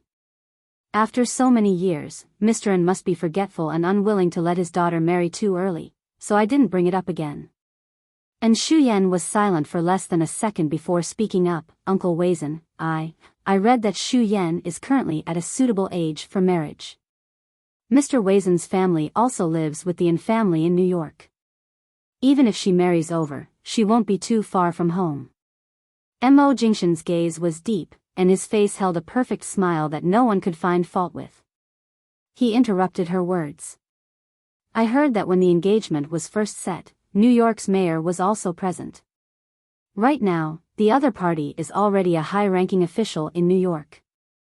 If he were to personally host Xu Yan's wedding, it would really be the best." Father An furrowed his brows, concealing the flash of displeasure in his eyes. "This matter has already been going on for 20 years. The Weizhen family and the An family have been friends for 20 years. Not only are we business partners, but the elders are also close friends. Isn't it appropriate to arrange the marriage as soon as possible?" Mo Jingshan smiled, turning to look at Mr. Wazin, who had already entered the conversation. Mr. Wazin clinked his glass with emojinctions, speaking politely in not very fluent Chinese. Missin is really too outstanding. If she can really marry over, of course we'll be honored. But we're afraid that it will be hard on Missin. After all, our family has been through a lot in England a few years ago, and it's not as good as before. And Shuyen bit her lip hard. Her gaze moved from the smiling Mr. Wazin's face to emojinctions. Emojinctions' every word rendered her speechless. Furthermore, Mr. Wazin's emotions had already been stirred up by him. Right now, if she were to say a single word of rejection, she would offend the Wazin family. Right now, Mr. Wazin's hesitant attitude showed that he clearly wanted her to marry over, yet he was purposely lowering his stance. Mr. Wazin, you're really being too humble. Your word's not as good as before. How many financial tycoons will be unable to raise their heads? Mo Jingshan appeared to be unintentionally leading the conversation. He smiled lightly. When Shu Yan was young, she came to Hai Cheng and temporarily stayed with the Mo family. However, because she was not acclimatized, she was brought back to America for treatment. I noticed that she seemed to have lost a lot of weight recently. I'm guessing that she's still unable to adapt to life in the country. CEO Mo. And Shu Yan opened her mouth. Mo Jingshan smiled mildly at her. I know that your thoughts are all on your career, but you've indeed reached the age where you should get married. After the contract is signed, the two of you can head back to America together. Once the wedding is confirmed, remember to inform me. And Shu Yan's expression turned paler and paler. She stared at him, her slender fingers tightly gripping her skirt. Under this man's calm and smiling gaze, there was too much shrewdness hidden, causing one to be caught unprepared. Right now, Shu Yan's father's expression was extremely ugly.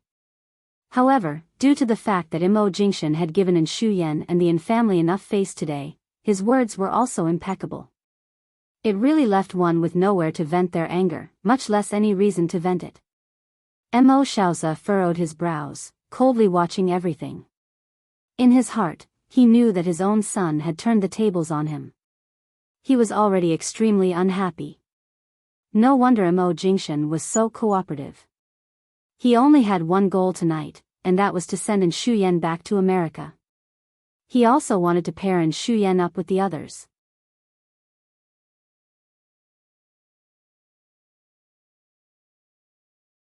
Chapter 100. Mo Jingshan's actions seemed to have sealed off Shu Yan's path of retreat without batting an eyelid. Such a reversal happened in the blink of an eye. No one had expected it, nor were they prepared for it. Just like that, she was pushed away by Mo Jingshan. Following that, Mo Jingshan casually chatted with Mr. Wazin for a while, recommending a friend he had in America who specialized in wedding ideas. It was clear that this matter had already been decided. Father wanted to say something, but Mo Jingshan had already softly chatted with a local Hai Ching company manager behind him, ending the previous topic. And Shu Yan secretly pinched her skirt. Because Mr. Wazin was by her side, she could not display too much negative emotions. She forced herself to say calmly, I'm not feeling too well. I'm going to the restroom. As she spoke, she turned and quickly walked toward the restroom. In the end, when she approached the corridor leading to the restroom, she saw that it was dark inside. She then saw the bodyguard who often followed by Uncle Mo's side standing nearby. The bodyguard turned back to look at her and signaled for her to leave with his eyes. And Shu Yan stared at the darkness inside, then looked in the direction of the female restroom. Strangely, she seemed to have guessed something. Her footsteps paused for a moment before she slowly retreated and turned to walk away. It was only when Shu Yan's footsteps staggered in another direction from the back of the crowd that Mo Jingshan raised his eyes and noticed a flash of nervousness on her face. Although she hid it well, he could still sense that something was amiss. Right now, Shu Yan's hands and feet were cold. Her eyes were dim as she followed the staff down to the second floor. From the day Mo Jingshan told her to leave the Mo Corporation in 4 days, she knew that once he made up his mind, there would be no turning back. Originally, she had wanted to take advantage of the cooperation with Shine Group to stay by his side for a while longer. However, she didn't expect that the reason he asked her to be his female companion today was to give face to the En family before he mercilessly chased her back to the United States, leaving her father and Uncle Mo speechless. And Shuyen stood by the railing on the second floor, avoiding the crowd's gaze. She picked up her phone and called Mo Jingshan. She could not return to America like this. Everything that had happened tonight meant that if she returned, it would be difficult for her to get close to him again. Mo Jingshan looked at the caller ID and did not pick it up. When the phone stopped vibrating, there were no more calls. The phone fell silent. Mo Jingshan raised his eyes. Because of Shuyan's earlier nervous expression, he thoughtfully scanned the entire banquet hall. Suddenly, his phone vibrated again. This time, it was Auntie Chen calling. Mo Jingshan's brows moved as he picked up the call. Mr. Mo, did Madam go to your company tonight? Auntie Chen sounded worried. She didn't go back. No, it's already so late, and Madam hasn't come back yet. I thought she might have gone to your company to look for you. Her phone is still turned off, and I haven't been able to contact her. Mo Jingshan's gaze quickly scanned the area. His gaze was deep, and it was hard to tell if he was happy or angry. At this moment, a staff member in the banquet hall suddenly reminded distinguished guests, "I'm really sorry. The washroom in the banquet hall on the first floor has a circuit failure and cannot be used for the time being. Please move to the second floor or other floors later. The washroom on the first floor is currently closed." It was just a reminder from the staff, and it was just a malfunction in the washroom. It didn't affect anything in the banquet hall. The banquet continued. At this moment, Shuyen had already returned. Hearing the staff member's reminder, her gaze shifted in Mo Jingshan's direction. "CEO Mo, can we have a chat? I don't want to return to America." She approached him and spoke softly. Mo Jingshan did not look at her.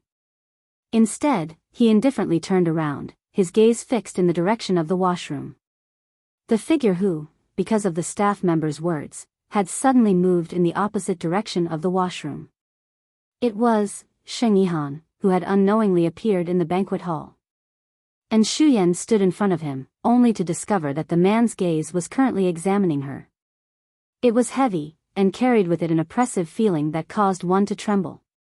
Mo Jingshan was the type of person who, when one looked at him, would make one involuntarily think of a tree covered in frost when all things were withering in the winter. He stood elegantly in the cold snow, clean, distant, and even cold to the point of being inhuman. However, because he was too good-looking, there was a hint of fickleness to him. However, at this moment, the expression that had always been hidden beneath the high collar of his cultured appearance was no longer as good as before. His lower jaw was slightly taut, and his brows were like the thin snow on the summit of a mountain. It was as though he had torn away the noble and friendly facade of a Vanity Fair, transforming into an icy arrow filled with killing intent. It was as though he would pierce through everything in the next second. And Shuyen subconsciously raised her hand to grab his sleeve, wanting to make him stay by her side. She stared at him and said in a low voice, "CEO Mo, Uncle Mo, and my father are calling for you." Mo Jingshan's gaze was frighteningly cold. And Shuyen's brows furrowed, and her grip on his sleeve tightened. "CEO Mo. Let go." Mo Jingshan's cold and heavy voice rang out. Without waiting for Shuyen's response, he directly pulled his arm out, expressionlessly heading in the direction Sheng Yihan had left. And Shuyen stood stiffly in her spot. She then rushed to lift her skirt and follow. "CEO Mo, long time no see. I wonder." Someone by the side saw Mo Jingshan and approached to greet him. "Excuse me." Mo Jingshan did not turn back and directly walked past. His gaze was slightly heavy. "CEO Mo." And Shuyen saw that he was about to walk in that direction and was afraid that what she was worried about and suspected had come true. She rushed to grab his wrist forcefully. "Tonight is an important banquet for the Mo Corporation and Shine Group. Earlier on, the staff already said that the bathroom on the first floor cannot be used. Right now, there's no one there, however, Mo Jingshan coldly pushed her away. And Xu Yan staggered, reaching out to grab his arm to steady herself. The moment she raised her hand, the man had already walked far away. Everyone in the banquet hall looked over because of the commotion. When Mo Shaozi saw the direction Mo Jingshan was heading toward, his gaze was cold as he heavily slammed the unfinished wine glass in his hand onto the waiter's tray. His brows furrowed harshly. Hearing this, Xing Yihan turned back. His cold and indifferent gaze met Mo Jingshan's. As their gazes met, it was like the collision of icebergs at the North Pole. Xing Yihan's footsteps suddenly paused in front of the bathroom door. A pensive expression flashed past his face, and his lips curved in an unfathomable smile. Mo Jingshan approached, his expression indifferent. It seems like this Mo has not been a good host for tonight's banquet. The hotel's bathroom actually malfunctioned. Why don't Mr. Xing head to the second floor? This Sheng is untalented. I haven't even officially taken a step into the business world, but CEO Mo has already remembered my name and recognized me at a glance. Xing Yihan's tone was light and slow, making it difficult for others to hear his emotions. You're tuning into the Romantic Tales YouTube channel. Don't forget to subscribe and join us on this journey to catch the most captivating stories.